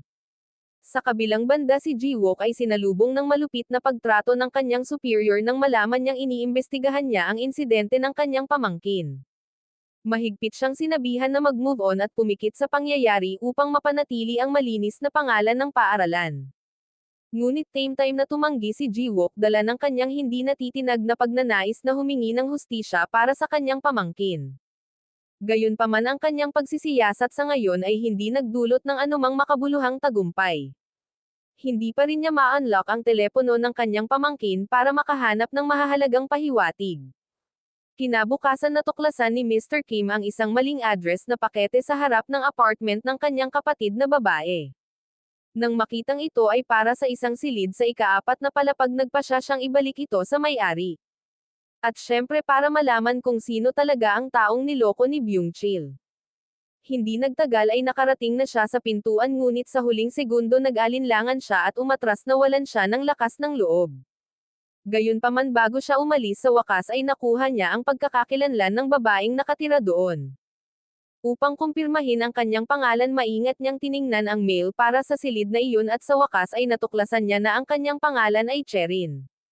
Sa ibang araw, pagkatapos ng isang pilgrimage para parangalan ang kanilang ina, tinanong ni Mr. Kim ang kanyang kapatid na babae tungkol kay Byung-chul na kitang-kitang wala sa seremonya. Ipinaliwanag ng kanyang kapatid na babae na si Byung-chul ay nasa trabaho at babalik sa loob ng ilang araw. Maliwanag lalo lamang nitong pinalakas ang lumalalang hinala ni Mr. Kim na niloloko nga ni Byung-chul ang kanyang kapatid. Ang kanyang kapatid na babae gayunpaman ay tila hindi gaanong inisip ang pagkawala ni Byung-chul at sa halip ay ibinalita ang kanseladong kasal ni Mr. Kim na nagkamali sa paniniwalang ito ay dahil sila ay walang magulang, kaya hindi pinagpala ng mga magulang ng kanyang kasintahan ang kanilang relasyon. Tinanggihan ito ni Mr. Kim, itinutuwid siya na ito ay dahil lamang sa panloloko. Malinaw na mahal pa rin niya ito, ngunit labis siyang nasaktan ng pagtataksil. Napag-alaman na niloko ng kanilang sariling ama ang kanilang ina at nang niloko siya ng kanyang kasintahan, masakit nitong ibinalik ang masakit na alaala na lumikha ng isang siklo ng pagtataksil. Ang larawan ng bawal na relasyon ni Ha-young at Mr. Sung-jin sa wakas ay tumagas sa paaralan na nagpapadala ng shockwave sa buong student body at staff. Wala ni isang kaluluwa ang hindi natigilan sa paghahayag.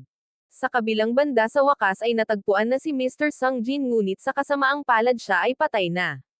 Siya ay natuklasan sa kanyang sasakyan, isang malinaw na biktima ng isang tangkang pagpapakamatay. Mula sa pinangyarihan ng krimen, nakita ni Ji-wook ang isang pirasong papel na may nakasulat na testamento ni Mr. Sung-jin. Nalaman din nila na si Mr. Sung-jin ay namatay ng hindi bababa sa 3 araw.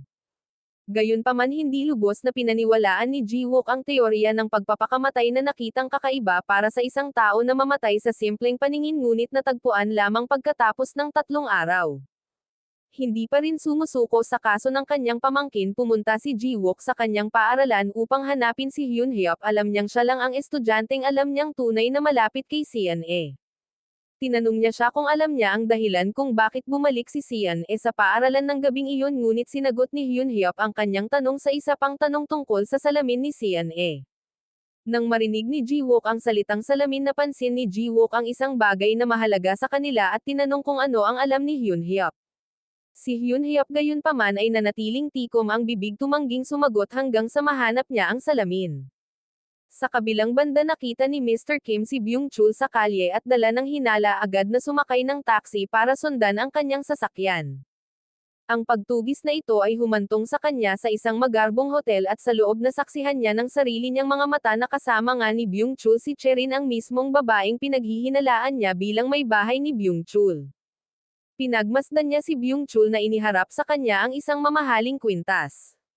Nagbahagi pa sila ng malambot na sandali ng buong pagmamahal na inilagay ni Byung-chul ang kwintas sa leeg ni Cherin.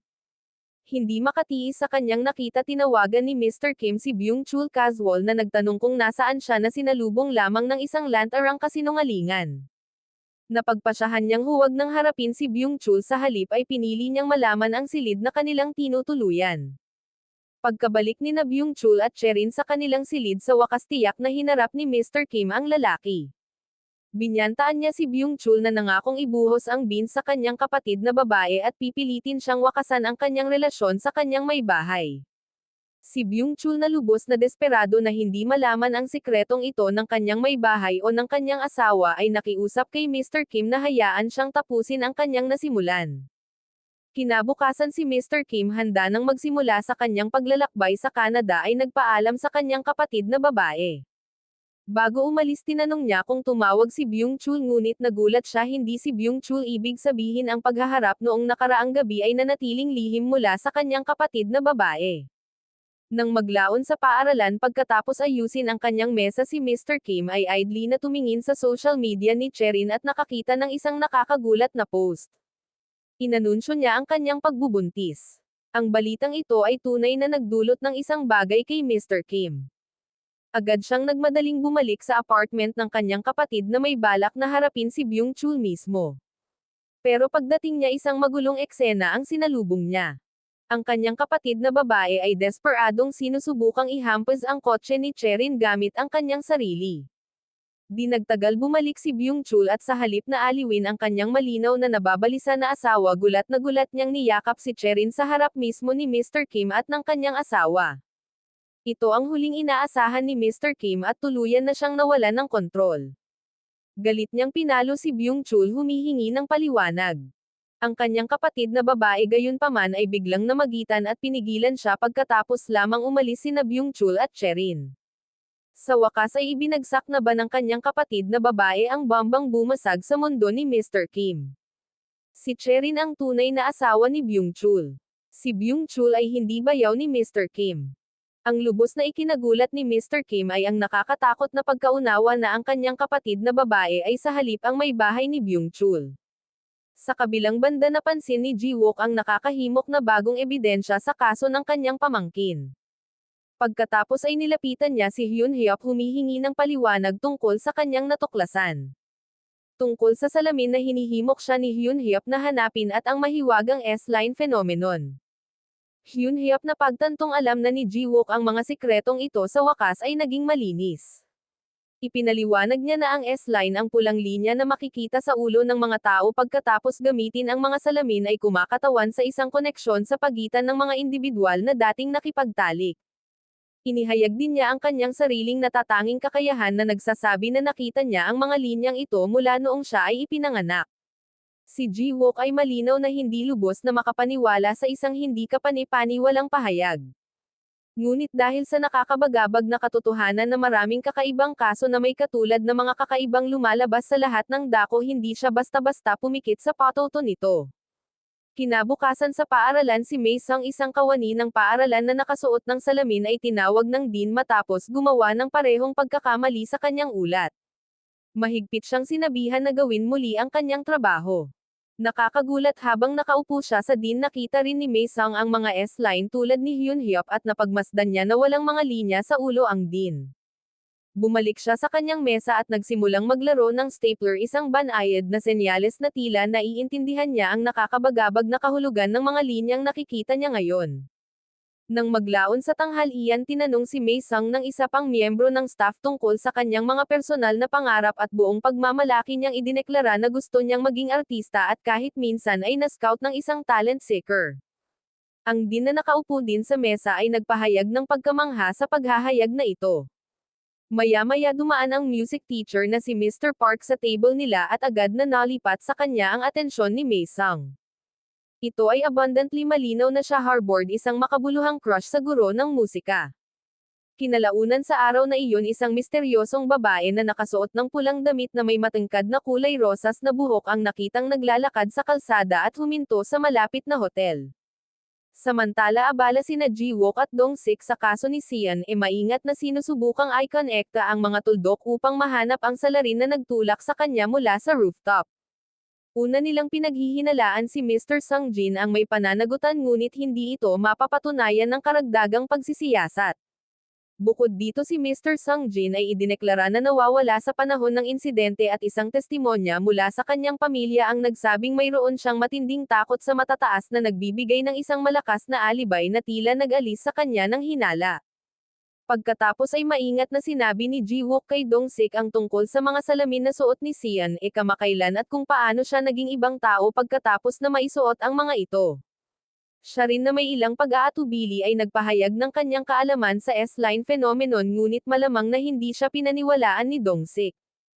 Hindi nagtagal pumasok ang kanilang superior sa silid at mabilis silang kumilos na parang walang nangyayaring kakaiba malinaw na tinatangka nitong itago ang kanilang hindi kinaugalian na pagsisiyasat mula sa kanilang superior. Nang maglaon na laman na si Hyun Haip ay kumuha ng part-time na trabaho bilang isang receptionist para sa isang hotel malapit sa kanyang bahay. Noong araw na iyon binisita siya ni Kyung Jin at Jun Sian. Halos magdulot ng kaguluhan sa lobby kinailangan ni Hyun Haip na mabilis na makialam sa pagpasok sa kanila sa kanyang maliit na opisina ng receptionist kung saan sila ay nakapak na parang delat ang tuna.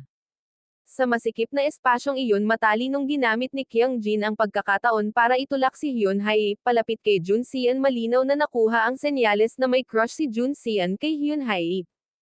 Maya-maya lumapit sa desk ang parehong babaeng may pink na buhok at humingi ng room number 206. Si Kyung Jin dahil ang nosy girl niya ay sumilip para tingnan ang babae at pagkatapos makita ang mukha nito pamilyar daw siya sa kanya. Ang babaeng may kulay rosas na buhok mismo ay pumunta sa kanyang silid inihiga ang sarili sa kama at nagsimula ng isang monologo na nagpapakita na siya ay nakipagtalik sa maraming lalaki. Gayunpaman pagkatapos ay nakilala niya ang isang partikular na tao na hindi niya maalis ang kanyang mga mata. Kinalaunan noong araw na iyon nang si Hyun Haip at ang kanyang mga kaibigan ay nanlamig sa rooftop napansin nila ang parehong pink na buhok na babaeng naglalakad sa ibaba nila.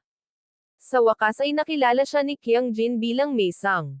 Hindi lubos na sigurado si Jun Sian dahil ibang-iba ang hitsura niya sa labas ng konteksto ng paaralan ngunit iginiit ni Kyung Jin na siya nga iyon. Napatunayang tama si Kyung Jin dahil pagkalabas ng hotel bumalik ang babaeng kulay pink sa kanyang maliit na apartment at nabunyag na ang kanyang pink na buhok ay isang wig. Siya talaga si Maesang na namumuhay sa dobleng buhay. Samantala si Ji-wook ay nasa kanyang opisina ang kanyang mga mata ay tumitingin sa mga kamakailang file ng kaso lahat ay nauugnay sa parehong nakalilitong phenomenon ang S-line. Pagkatapos ay pumunta siya sa ospital upang makipagkita kay Hyun Hyuk. Partikular niyang itinanong kung mayroong anumang S-line na nakikita sa ulo ni CNA at kung gayon kung kanino ito konektado. Kinumpirma ni Hyun Hyuk na nakikita niya ang isang solong strand ng S-line sa CNA ngunit hindi niya alam kung saan ito humantong. Tinanong ni Ji-wook kung konektado ito sa batang nakita ni CNA kamakailan at kinumpirma ni Hyun Haip na hindi. Kalaunan ng gabing iyon nanunood ng balita si Hyun Haip nang masaksihan niya ang isa pang kaso ng pagpatay kung saan nakasuot ng salamin ang salarin. Agad nitong naalala si Ji-wook minsang nagtanong kung may posibilidad na magkaroon ng higit sa isang pares ng kakaibang basong iyon. Kinabukasan sa paaralan naglalakad si Maesang sa koridor nang marinig niya ang pag-anod ng musika mula sa silid-aralan ng musika. Pumasok siya at nadatnan niya si Mr. Park na nakaupong mag-isa naliligaw sa melodies. Nagkaroon sila ng maikling pag-uusap kung saan tama ang hula ni Mr. Park na si Maesang ay may mga ambisyong maging artista at pinuri ang kanyang mga kakayahan sa pagpapahayag.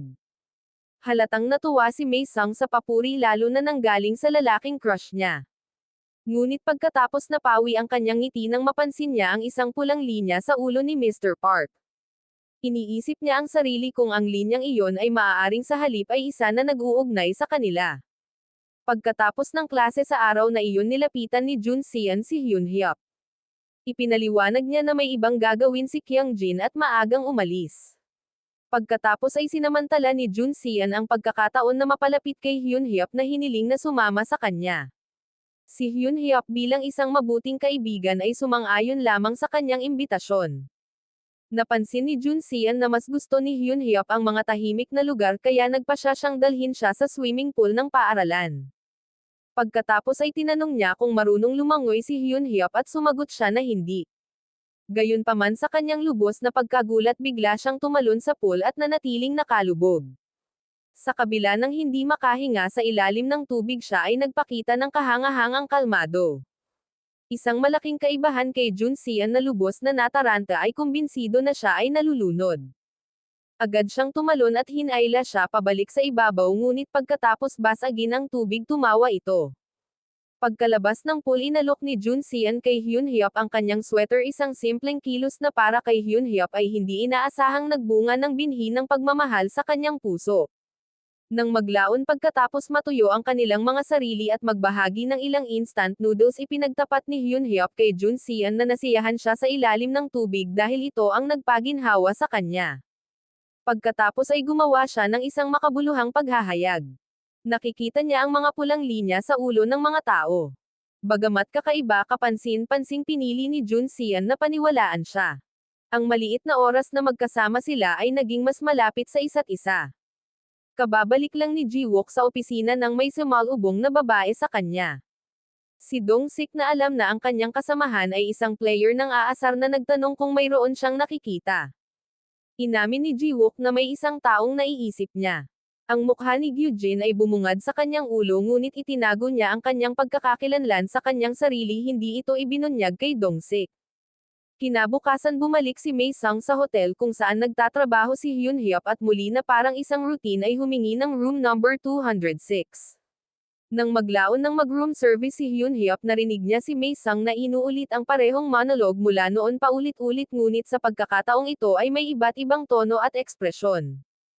Parang nagsasanay. Gayunpaman sa pagkakataong ito nagdagdag siya ng mga bagong detalye.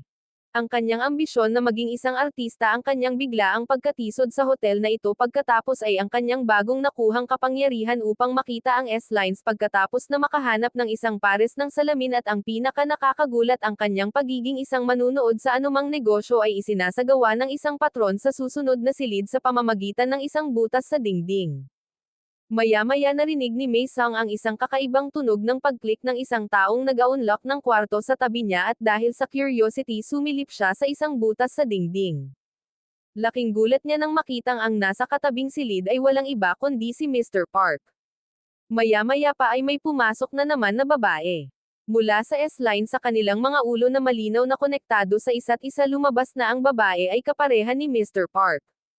Pagkatapos sinimulan nila ang kanilang intimate business at si Mei Sung halatang nakaukit sa mukha niya ang selos na kinig ng mabuti, alam niyang nakikipagtalik sa ibang babae ang lalaking crush niya. Pagkatapos ng kanilang pagtatagpo, agad na umalis ang babae, ngunit hindi bago gumawa ng pangako na magkikita muli sa susunod na araw. Pagkaalis ng babae ay agad na pumunta si Mei Sung sa receptionist at hiniling na patagalan ang kanyang pamamalagi. Kinabukasan nang bumalik ang parehong babae, sinalakay siya ni Mei Sung mula sa likuran, kinaladkad siya sa kanyang silid at itinali at binusalan. Pagkatapos ay kinuha niya ang mga damit ng babae at nang ipagpalagay ang kanyang pagkakakilanlan, pumunta sa silid kung saan naghihintay si Mr. Park. Nang makitang pumasok si Mei Sung sa kanyang silid, syempre labis na ikinagulat ni Mr. Park, lalo na nang magsimula itong kumilos na parang baliw, sumisigaw ng parehong monologo na dati niyang sinasabi sa isang malandi at walang kwentang paraan. Si Mr. Park na tapat sa kanyang kapareha ay tinanggihan si Mei Sung doon, at pagkatapos tinawag siyang baliw at nagsimulang maglakad patungo sa pintuan.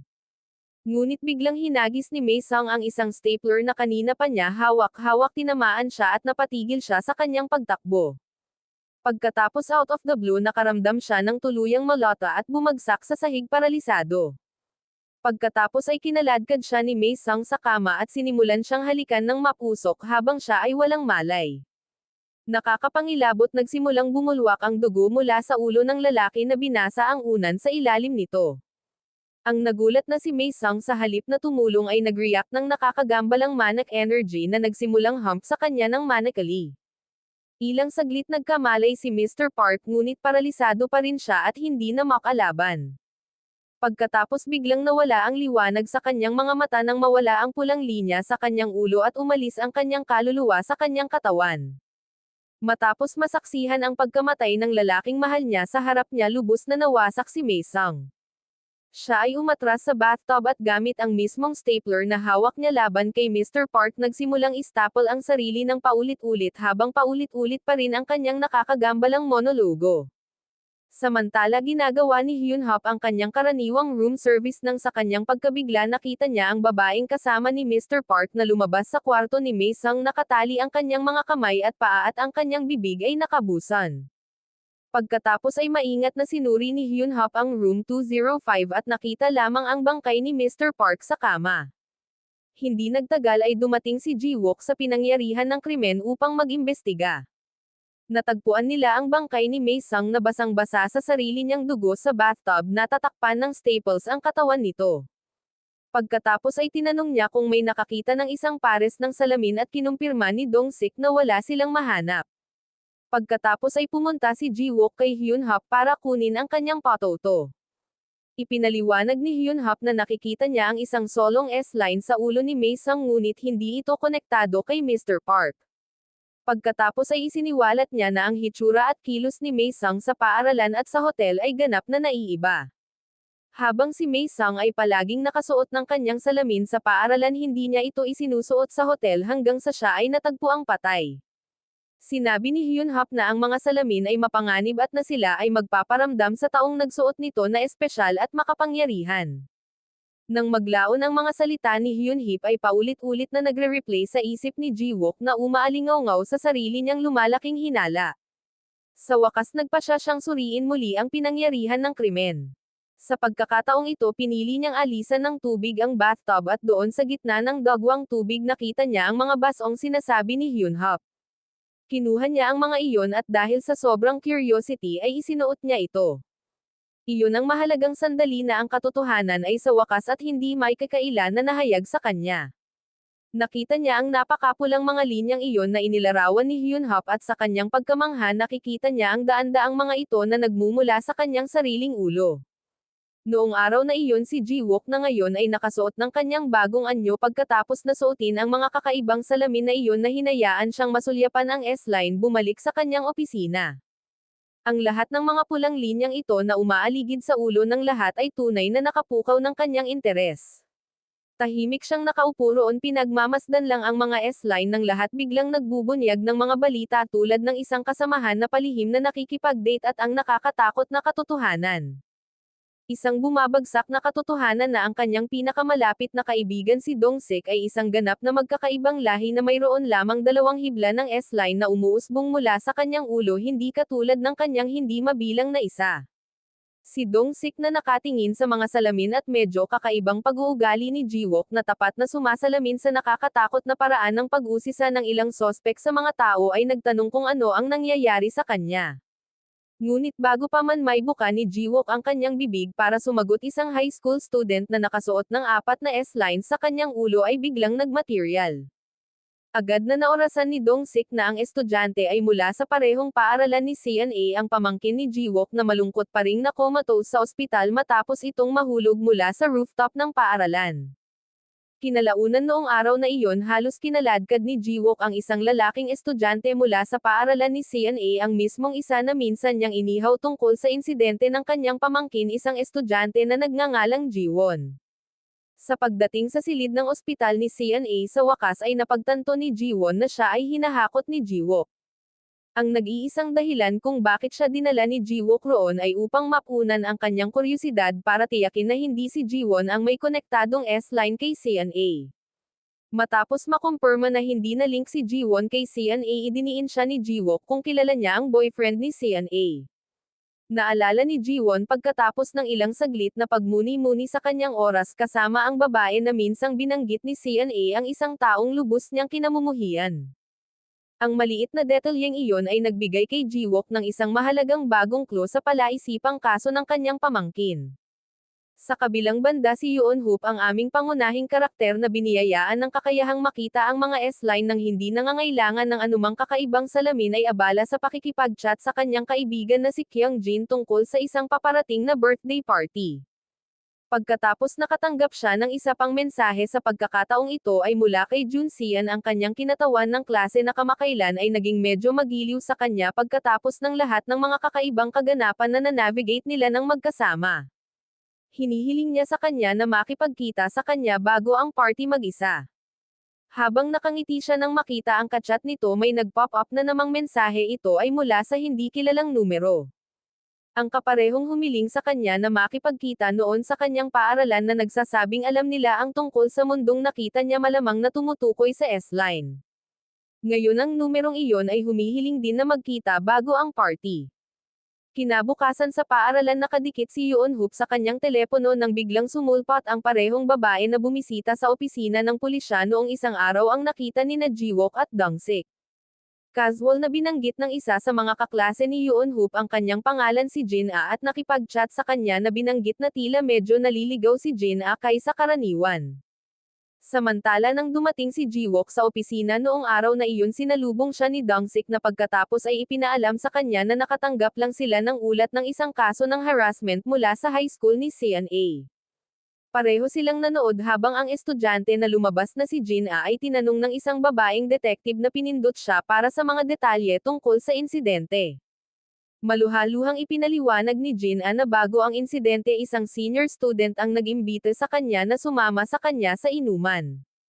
Nag-aatubili siyang pumayag ngunit hindi nagtagal tuluyan na siyang nabato at nahimatay. Sa sandaling siya ay nagkamalay natagpuan niya ang kanyang sarili na hinuberan ang kanyang mga damit at ang estudyante na nag-imbita sa kanya ay nawala. Nang tanungin ng tiktik kung ito ang kanyang unang pagkakataon sa isang intimate encounter siya humihikbi pa rin ay nakumpirma na iyon nga.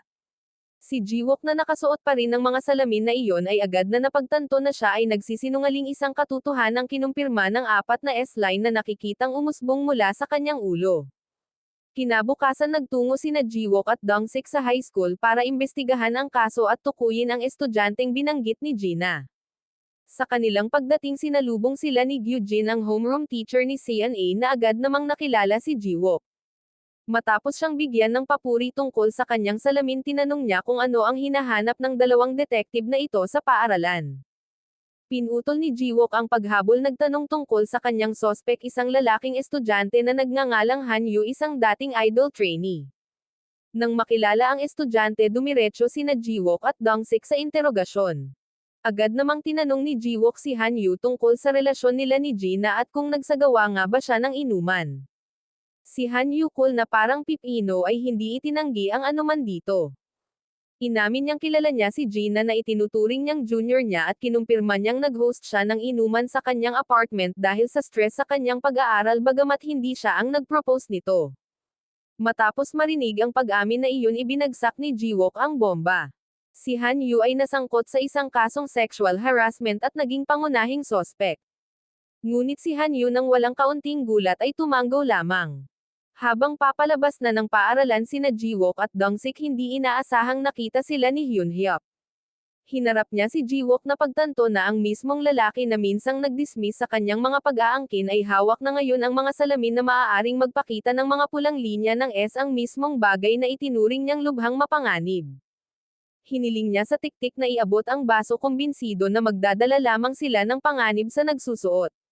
Ngunit si Ji-wook matatag sa kanyang paniniwala na ang mga salamin ay ang mahalagang kasangkapan upang masira ang mga kaso na ginagawa niya at magbunyag ng impormasyon tungkol sa kanyang pamangkin na tumanggi.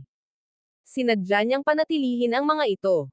Si Hyun-hyuk na desperado pa ring hikayatin si Ji-wook na humiwalay sa salamin para maiwasan ang panganib ay ibinalita ang insidente ni CNA at kung paanong ang bawat kamakailang kaso ay tila hindi maipaliwanag na nauugnay sa kakaibang pares ng salamin na iyon. Sinubukan pa niyang tanggalin ang salamin sa mukha ni Ji-wook ngunit muli itong nagmatigas na tumanggi na ibigay ang mga ito. Mabilis na nakuha ng kanilang main itang pagtatalo ang atensyon ni Gyujin na nagkataong dumaan. Tinanong niya kung ano ang nangyayari at si Ji-wook na halatang naguguluhan ay bamulong na wala lang malabong binanggit na kapitbahay niya si Hyun-hyuk. Matapos alisin ang awkward na hindi pagkakaunawaan niyang tinanong kung gusto ni Gyujin na makasama siya ng hapunan. Sa sandaling lumabas ang mga salita sa kanyang bibig mabilis siyang umatras na mumula sa galit. Pagkatapos ay isang nakakagulat na plot twist ang bumungad. Habang naglalakad palayo si Ji-wook si Gyujin ay nagsuot ng nakakatakot na ngiti. Lumalabas na mayroon din siyang kakayahang makita ang mga S-line at tulad ni Hyun-hyuk magagawa niya ito nang walang tulong ng anumang salamin. Kinalaunan noong araw na iyon bumisita sina Ji-wook at Dong-sik sa kumpanya kung saan si Han Yu at nakakagulat na si Gina rin ay nagtrabaho bilang mga idol trainees. Napag-alaman sa kanila na ang tunay na karakter ni Gina ay malayo sa sinabi niya sa kanyang interogasyon. Hindi siya isang partikular na talentadong trainee at mas malala pa siya ay isang masamang mansanas na madalas na umaakit sa ibang mga trainees na makipag-inuman kasama ng mga lalaki at laktawan ang pagsasanay isang pag-uugali na nakita ng kumpanya na lubos na hindi katanggap-tanggap para sa isang trainee. Sa pag-alis ipinahayag ni Dong-sik ang kanyang pagkadismaya sa pagiging komplikado ng kaso. Naniniwala siya na ito ay isang mahirap na isyu dahil pareho ang sinasabing biktima at sospek ay mga idol trainees, mga numerong malawakang tinalakay at pinakakritikal menor de edad. Kumbinsido siya na si Gina o ang kumpanya ay nagsinungaling sa kanilang mga testimonya, ngunit ang pag-alam kung alin ang totoo at ang paghahanap ng mga tiyak na pahiwatig ay napatunayang napakahirap. Pagkatapos out of the blue biglang tinanong ni Dong-sik si Jiwook kung may crush siya sa homeroom teacher ni CNA na si Gyujin. Halatang nagulat si Jiwook na kahit papaano ay napansin ng kanyang kasamahan ang kanyang nararamdaman, mariing itinanggi ito. Sa maikling kwento nagsagawa si Dong-sik ng isa pang sesyon ng interogasyon kasama si Han Yu upang maghukay ng higit pang impormasyon. Sa pagkakataong ito hiniling niya kay Han Yu na ipakita sa kanya ang mga mensaheng ipinagpalit niya kay Jin na bago ang insidente. Si Han Yu na kalmado pa rin bilang isang pipino ay iniabot ang kanyang telepono. Malinaw na ipinakita sa mga mensahe na si Gina ang nagpasimula ng pagpupulong at nagmungkahi na manatili sa kanyang lugar kahit na iminungkahi na mag-inom sila. Sa kabilang kwarto kasabay ng pagtatanong ni Jiwook kay Gina ngayon ay kasama ng tila ina niya. Idiniin niya siya kung siya ba ay talagang na sexually violated ni Han Yu at matatag niyang iginiit na totoo ito. Biglang nakatanggap ng mensahe si Jiwook mula kay Dong-sik na nagpapalam sa kanya na papayagan niyang umalis si Han Yu. Agad na binuksan ni Jiwook ang pinto at hinintay na dumaan si Han Yu. Habang naglalakad ang bata sa kanilang silid kinumpirma ito ng mga mata ni Jiwook. Ang nag-iisang S-line sa ulo ni Han Yu ay hindi konektado kay Gina na malinaw na nagpapatunay na si Gina ay maling inaakusahan si Han Yu ng sexual na panliligalig. Sa wakas armado ng konkretong ebidensya na nagsisinungaling ang dalaga, muli niyang tinanong si Gina kung talagang na sexually harass siya. Sa pagkakataong ito nanatiling atubili ang dalaga na magsabi ng anuman, pinatibay ang paniniwala ni Jiwook na siya ay nagsisinungaling noon pa man. Nang gabing iyon pagdating sa bahay nadatnan ni Jiwook si Hyun Hyuk na matiig ang naghihintay sa kanya sa may balkonahe ng kanyang apartment. Pagkatapos ay sinuri niya ang mga salamin na taglay ni Jiwook at nakumpirma na sila nga ang hinahanap niya. Pagkatapos noon iniabot sa kanya ni Jiwook ang isang larawan-larawan nila ng kanyang ina. Pagkatapos ay ipinaliwanag niya na siya ay tumingin sa kaso ng kanyang mga magulang at naniniwala na kung ano ang nangyari sa kanila ay hindi kanyang kasalanan, reassuring kanya na hindi niya dapat sisihin ang kanyang sarili. Pagkatapos ay tinanong niya kung gusto niyang makita ang kanyang ina, ngunit nagpahayag ng pag-aatubili si Hyun Hyuk sa paniniwalang malamang na namatay ang kanyang ina kung hindi ay tiyak na makikita niya siya kung siya ay buhay pa. Malumanay na sagot ni Jiwook, ipinaliwanag na marahil ay may mas malalim na dahilan at tulad ng salamin na suot niya, ang mismong dahilan na iyon ay maaaring may hawak na susi sa pagliligtas ng buhay ng isang tao.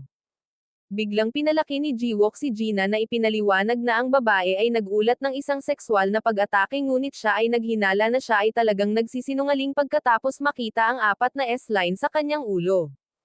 Alam ni Hyun Hyuk ang tungkol sa ulat, ngunit itinanggi niya na nagsisinungaling si Gina na nagsasabi na 1 linggo na ang nakalipas ay walang S-line si Gina. Nang marinig iyon agad na tinawagan ni Jiwook si Dong-sik, inutusan siyang huwag ibigay ang kaso at humingi ng panibagong imbestigasyon. Pagkatapos ay tumungo sila sa apartment ni Han Yu para mag-imbestiga. Pagdating napansin nilang walang batik ang lugar at sa kanilang pagtataka si Han Yu ay talagang malinis na freak. Tinanong nila kung itinago ba niya ang walang laman na bote ng alak mula noong gabi ng insidente at kinumpirma niyang hindi. Samantala nakita si Hyun Hyuk na bumalik sa hotel kung saan naganap ang huling malaking kaso, ang pagpatay kay Mr. Park, ang guro ng musika ng kanyang paaralan. Pagpasok niya gamit ang sarili niyang susi, nasaksihan ito ng isang babae mula sa malayo. Sa pagpasok ni Hyun Hyuk sa madilim na hotel, naalala niya ang pag-uusap nila ni Jiwook tungkol sa kung paano niya nahanap ang salamin. Naniniwala siyang may gumawa ng salamin na sadyang nag-iwan nito para matuklasan niya. Si Jiwook gayunpaman ay hindi nakabalot sa kanyang ulo, nagtatanong kung paano posibleng malaman ng tao na bumalik siya sa pinangyarihan ng krimen pagkatapos ng paunang imbestigasyon. Sa wakas ay narating na ni Hyun Hyuk ang silid ng eksena ng pagpatay. Doon tiningnan niya ang sarili sa salamin nang bigla niyang namalayan na may papalapit. Laking gulat niya nang makitang ang tao ay si Jun Sian na nagpaliwanag na nakita niya itong pumasok sa hotel at nagpas siyang sundan siya sa loob. Sa sandaling iyon pinaalalahanan siya ni Hyun Hyuk tungkol sa kanyang kakaibang kapangyarihan na makita ang mga S-line at sasabihin sa kanya na may nakikita siya sa kanyang ulo. Ngunit napaatras siya sa takot sa pag-aakalang may iba pang bagay sa kanyang ulo at bigla siyang hinayla sa isang yakap na humantong sa pagbabahagi nila ng isang tunay na romantikong sandali. Habang nakasandal si Jun Sian para halikan tinanong ni Hyun Hyuk kung mananatili siya sa tabi niya kahit kakaiba siya. Pagkatapos ay sumandal siya at nagsalo sila ng isang magandang halik. Kinabukasan madaling araw sinuri ni na Jiwook at Dongsik ang basurahan malapit sa apartment building ni Hyun Hyuk maingat na naghahanap ng clue sa kaso. Habang hinahalughog nila ang basurahan sa wakas ay may nakita sila. Isang kakaibang plastic bag. Pagkabukas pa lang ni Jiwook ay may napansin siyang kakaiba. Napag-alaman na ang nasa loob ay ang bedsheet na ginamit ni Hyun Hyuk noong nakaraang gabi nang bumisita sila sa kanyang apartment. Naniniwala si Jiwook na ito ay sadyang itinapon upang alisin ang ebidensya. Gayunpaman naalala niyang walang solong S-line na nagkokonekta kay Jin-a kay Han-yu, ibig sabihin ay hindi sinalakay ni Han-yu si Jin-a. Ang pagtuklas na ito ay nakadagdag lamang sa kalituhan. Matapos mahanap ang sheet tinawag si Han-yu para sa isa pang imbestigasyon. Kaagad nilang tinanong siya tungkol sa sheet at mahinahong ipinaalala ni Han-yu sa kanila ang kanyang pagiging malinis na pambihira at sinabing iyon lang ang dahilan kung bakit niya ito itinapon. Ayaw lang niyang gumamit ng bedsheet na tinulugan ng iba. Pagkatapos ay hinarap siya ni Dong-sik tungkol sa nakitang dugo ni Jin-a sa sheet ngunit mahinahong iminungkahi ni Han-yu na marahil ay nagmula ito sa kanyang nosebleed o regla. Biglang pumasok si Jiwook na nagpahayag na naniniwala siyang hindi si Han-yu ang sospek na nanakit kay Jin-a. Noon ibinunyag ni Han-yu na hindi siya kailanman nagkagusto o nagustuhan man lang si Jin-a ngunit palagi niyang gustong pumunta sa kanyang apartment kaya sa wakas ay nagpaubaya na siya. Sa sandaling iyon nagsalo sila ng inumin at si Jin-a ay tuluyan ng namartilyo. Pagkatapos naubos na niya ang bote kaya lumabas si Han-yu para bumili ng murang beer sa malapit na convenience store. Pagkabalik niya binigyan niya siya ng beer at agad siyang nahimatay. Nang marinig ito idiniin siya ni Jiwook kung paano siya nakabili ng beer kahit wala pa siyang edad. Sinabi lang ni Han-yu na hindi pa tinitingnan ng tindahan ang kanyang ID. Pagkatapos ng interogasyon sinuri ni na Jiwook at Dong-sik ang CCTV footage malapit sa apartment building. Doon napansin ni Jiwook ang isang mahalagang piraso ng ebidensya. Sa ngayon alam niyang may 4 na S-line si Jin-a sa kanyang ulo at naniniwala siyang nangangahulugan ito na 4 na tao ang nanakit sa kanya. Kaya nang makita niya ang isang grupo ng 4 na batang lalaki na naglalakad malapit sa apartment maingat niyang tiningnan kung ilang S-line ang mayroon sila pagdating nila at kung ilan ang mayroon sila nang umalis sila. Tama ang kutob niya. Ang 4 na batang ito ay bawat isa ay may dagdag na S-line nang umalis sila at naniniwala siyang sila ang mga salarin na hinahanap niya. Sa kabilang banda sa wakas ay itinuro ni Hyun Hyuk ang mga salarin nang makita niya ang 4 na lalaki na nag-aral sa parehong paaralan niya bawat isa ay may S-line na konektado kay Jin-a. Agad niyang tinawagan si Jiwook pero nandoon na si Jiwook. Siya na mismo ang nakaisip nito. Di nagtagal ang bawat isa sa mga batang lalaki ay tinawag sa opisina at sumailalim sa magkakahiwalay na interogasyon. Ang isa sa kanila ay halatang balisa sa kanyang session at si Jiwook ay nakadama ng pagkakataon na suntukin siya. Kaya dinala niya ang bata sa pinangyarihan ng krimen nagkunwaring alam na nila ang tungkol sa kanyang pagkakasangkot upang lumuwag ang kanyang dila at pagkatapos ay sadyang takutin siya. Ang bata ay nagkaroon ng maikling pagkakataon upang makatakas ngunit muli nila itong nahuli sa maikling pagkakasunod-sunod. Nang magtanong ang batang si Jiwook tungkol sa kanyang mga kaibigan mahinahong sinabi sa kanya ni Jiwook na pinauwi sila ng mga pulis na tinitiyak sa kanya na hindi sila pinaghihinalaan ng anumang pagkakasangkot. Ngunit sa kabaligtaran siya ang pinaghihinalaan. Sa paniniwalang na-set up siya ng kanyang mga kaibigan sa wakas ay nag-break ang bata na umamin na siya nga ang may kasalanan. Ngunit hindi siya nagtatrabaho ng mag-isa. Ang lahat ng kanyang mga kaibigan ay kasangkot at ang nakakagulat na katotohanan ay si Han-yu ang utak ng krimen. Ito pala ay isang pandaraya lamang para umamin ang bata dahil sa kalaunan ay nabunyag na ang kanyang mga kaibigan ay bumalik pa rin sa opisina at sila mismo ang nagtapon ng sitaw. Iyon lang ang kailangan ni Jiwook para harapin si Hanyu. Sa silid ng interogasyon ipinakita ni Jiwook ang pangunahing ebidensya, isang bote ng tila gamot na pampatulog na natagpuan sa silid ni Hanyu. Noong una itinanggi ni Hanyu na sa kanya ito o ginamit niya ito sa droga kay Gina. Ngunit matapos ihayag ni Jiwook na alam niya ang tungkol sa 4 na batang lalaki na minanipula ni Hanyu para salakayin si Gina, sa wakas ay sinira ni Hanyu ang karakter. Nabunyag sa wakas ang kanyang krimen. Maya-maya nakita si Jiwook na nakasakay sa kotse kasama si Hyunhyuk nang biglang may tumawag mula sa nursing home na tinutuluyan ng ama ni Jiwook. Nang makita ang caller ID ibinaba ni Jiwook si Hyunhyuk sa hintuan ng bus at dumiretso sa nursing home. Nawala na pala ang kanyang ama. Matapos suriin ang CCTV nakita nilang inilabas ng isang babae ang kanyang ama. At ang nakakagulat, ang babaeng iyon ay walang iba kundi si Gyujin Seon at ang homeroom teacher ni Hyunhyuk. Biglang nakatanggap ng message si Jiwook. Ito ay isang larawan ni Seon sa kanyang kama sa ospital. Alam niyang may mangyayaring masama, nagmamadali siyang tingnan ang kanyang pamangkin. Agad din niyang tinawagan si Dong-sik para maghukay ng impormasyon tungkol kay Gyujin. Pagdating sa kwarto ni Seon nakahinga siya ng maluwag na nandoon pa rin ang kanyang pamangkin na tutulog ng hindi nagagambala sa kanyang kama. Ngunit pagkatapos nakita niya ang nag-iisang S-line sa kanyang ulo patungo sa pinto. At sa mismong sandaling iyon nabunyag ang isang bagay na hindi niya inaasahan. Tatay niya iyon. At mayroon siyang isang solong S-line na konektado kay Seon. Isang nakakakilabot na paghahayag na siya ang taong natulog kay Seon. Ang pagtuklas na ito ay nagpadala kay Jiwook sa isang estado ng pagtanggi na humihiling na malaman kung ano ang ginawa ng kanyang ama kay Seon. Sa kabilang banda nakita si Hyunhyuk na nakaupo sa hagdan. Duguan ang mga kamay niya. Naluluha siya, halatang takot na takot sa nangyari kanina. Pagkatapos ay inabot niya ang kanyang telepono at sinubukang tawagan ang isang tao sa ibang lugar sa isang kafe sa lungsod. Isang babae ang nagtatrabaho bilang isang barista nang bigla siyang nakatanggap ng video. Habang nanonood siya nakita niya ang isang lalaki at isang babae na magkakaibigan. Siya ay lubos na nawasak. Tila ang lalaki ang kanyang kapareha at niloloko siya nito. Mabilis siyang napaluha. Kasabay nito ang isang kapwa estudyante sa kolehiyo ay kara-rating lamang sa kanyang klase nang makatanggap din siya ng mensahe na naglalaman ng parehong eskandaloso na video. Doon ay nabunyag na siya ang babae sa video at may nang blackmail sa kanya. Kinalaunan ng araw na iyon kakasara pa lang ng babaeng nagtatrabaho sa kafe. Sa kanyang pagkawasak matapos matuklasan ang kanyang lalaki na niloko, tumingin siya sa kalsada.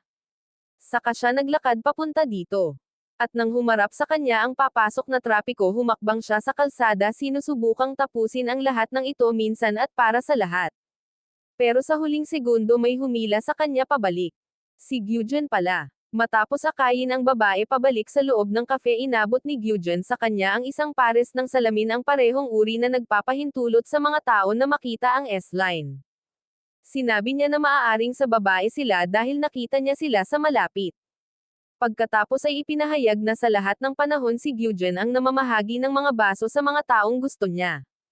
Bumalik sa gabing iyon pagkatapos ihatid ni Jiwook si Hyunhyuk, nakita siyang nakikipagkita kay Jun Seon. Malinaw na pinlano niya ito na hinihiling sa kanya na sumama sa kanya. Ang kanilang nakakagulat na destinasyon ay isang love hotel dahil napagpasyahan ni Hyunhyuk na gusto niyang makasama ang una niyang S-line kay Jun Seon, ang batang gusto niya. Bagamat nag-aatubili si Jun Seon noong una, kinumbinsi siya ni Hyunhyuk na gusto niya ito kung kasama niya ito. At sa wakas nagkaroon sila ng kanilang intimate session na humantong sa isang solong S-line na nagkokonekta sa kanilang dalawa. Nang maglaon pagkalabas ng hotel, iminungkahi ni Jun Seon na kumain sila at hiniling kay Hyunhyuk na hintayin siya. Habang naghihintay sinulyapan niya ang kanyang refleksyon sa bintana ng tindahan at nakita niya ang nag-iisang S-line sa kanyang ulo. Ngunit ang kaligayahang iyon ay panandalian lamang dahil hindi nagtagal may isang tunay na kakilakilabot na nangyari. Ang S-line ay biglang naglaho na nagpapahiwatig ng isang malungkot na kapalaran para kay Jun Seon at ilang sandali pa nakarinig siya ng nakakagigil na sigaw. Natagpuan niya si Junsian na nakahandusay sa semento, ang katawan nito ay nakasampa ng mga bakal at umaagos ang dugo mula sa kanya. Sa nakakatakot na sandaling iyon, ang alaala ng kanyang ina na pagpatay sa kanyang ama ay bumaha sa isip ni Hyunho. Sinisi niya ang sarili sa paniniwalang siya ay isinumpa. Iyon na pagtanto niya ang dahilan kung bakit duguan ang mga kamay niya kanina. Habang nakaupo siya sa hagdan, may nagpadala sa kanya ng video. Si Kyungjin ang nasa video, nakatali sa isang upuan, nakadikit ang bibig habang sumisigaw. Walang matawagan si Hyunho kundi si Jiwook. Sa pakikipagkita kay Jiwook at sa pagbuhos ng lahat, nalaman ni Hyunhip ang tungkol sa nangyari kay CNA. Pagkatapos ay isiniwalat niya na may nagpapadala sa kanya ng mga mensahe, lahat ay konektado sa S-Line, at sa pagkakataong ito ang nakakakilabot na video ni Kyungjin na kinidnap. Iminungkahi niya na ang taong ito ay maaaring maging responsable para sa lahat ng nangyari, kabilang ang mga insidente na kinasasangkutan ni CNA at ng ama ni Jiwook. Nang marinig ito, naalala ni Jiwook ang mukha ni Gyujin mula sa CCTV footage na nakita niya kanina sa nursing home. Dumiretso sila sa school, tiyak na doon nakakulong si Kyungjin. Habang hinahanap siya ni Hyunho, umalis si Jiwook para hanapin si Gyujin.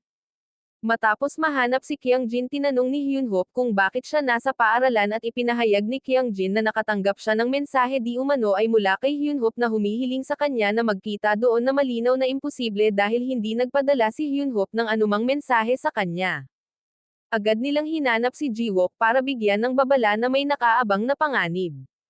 Ngunit pagkatapos subukang bumaba, natagpuan nila ang kanilang sarili sa parehong palapag na huli sa isang loop. Nang mapagtantong walang paraan upang bumaba, tumungo sila sa rooftop. Samantala, natagpuan ni Jiwook ang sarili sa harap ng isang kakaibang pinto.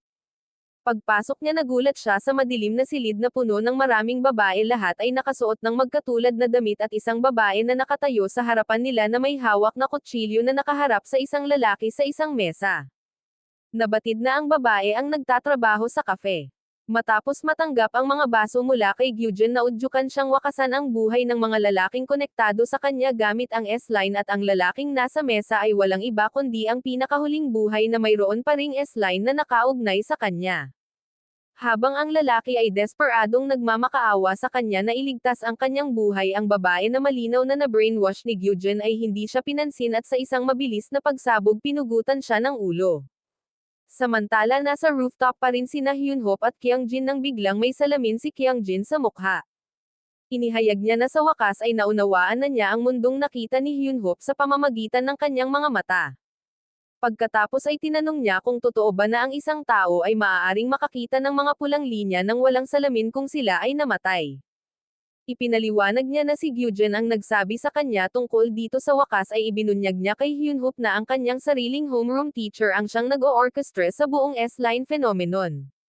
Sa kabilang banda, matapos masaksihan ang matinding takot sa kanyang mga mata, sa wakas ay nakita ni Jiwook ang mismong figure na hinahanap niya, si Gyujin. Ngunit sa pagkakataong ito, sa halip na walang mga S-Line sa kanyang ulo, mayroon siyang 1 tonelada ng mga ito, kahit na higit pa sa taglay niya. She then revealed another person on the table, and to Jiwook's utter shock, it was his father, nakatali at walang magawa. Pagkatapos ay kumuha si Gyujin ng kutsilyo at iniharap kay Jiwook, hinihimok siyang wakasan ang lahat para iligtas si CNA. Ngunit sa huling segundo nag-alinlangan siya, at sa halip ay sinunggaban niya si Gyujin. Kahit papaano hindi siya tugma sa kanya. Ang kanyang lakas ay wala sa mga chart. With a single swoop, napatabi si Jiwook, and then she swiftly did what Jiwook cannot. Pinatay niya ang kanyang ama. Si Jiwook na lubos na kinilig sa kanyang nasaksihan ay sinabihan si Gyujin na ihulog ang kutsilyo, ngunit tumanggi ito. Sa halip, marahas itong naglakad patungo sa kanya. Sa takot, ibinunot ni Jiwook ang kanyang baril, ngunit kahit papaano parang may hindi nakikitang kalasag ang bala ay tumalikod sa kanya. Hinawakan siya nito sa leeg at sinakal, walang kahirap-hirap na napahawak sa hangin na parang walang timbang. Si Jiwook hingal na hingal, desperadong sinisi si Gyujin sa nangyari sa kanyang pamangkin. Samantala, ipinaglaban ni Hyunhyop ang kanyang buhay laban kay Kyungjin na biglang sumakal sa kanya. Mabilis na napagtanto ni Hyunhyop na ang mga salamin ay nagpapakilos kay Kyungjin sa ganitong paraan, kaya hinubad niya ito at itinapon. Si Kyungjin na tila nagpanik, sinubukang kunin ang salamin, ngunit pinigilan siya ni Hyunhyop. Pagkatapos sa isang mabilis na paggalaw tinapakan sila ni Hyun-hyuk, dinurog sila ng buo. Napahiyaw si Kyung-jin sa nakita, ngunit maya-maya lang sa wakas ay bumalik siya sa kanyang katinoan, malinaw na walang ideya kung ano ang nangyari.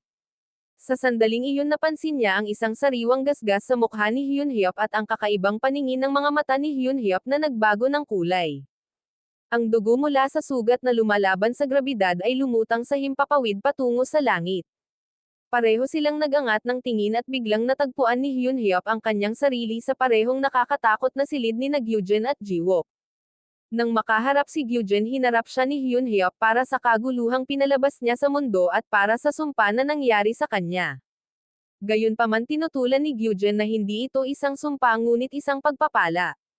Inangkin niya na si Hyun-hyuk ay ipinanganak na may kapangyarihang iyon para sa mismong araw na ito upang dalhin ang kanyang kapangyarihan sa pinakasukdulan nito.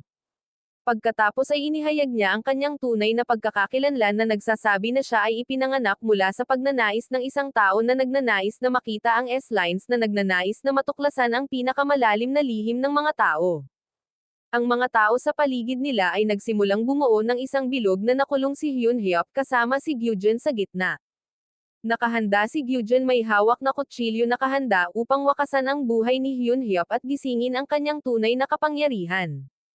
Siya ay umabant, ang kanyang kamay ay naghanda sa paghampas, ngunit sa pinakahuling segundo may isang matapang na tumalon sa harap ni Hyun-hyuk na sumasangga sa kanya mula sa talam. Nang bumagsak ang tao sa sahig, nakilala siya ni Hyun-hyuk.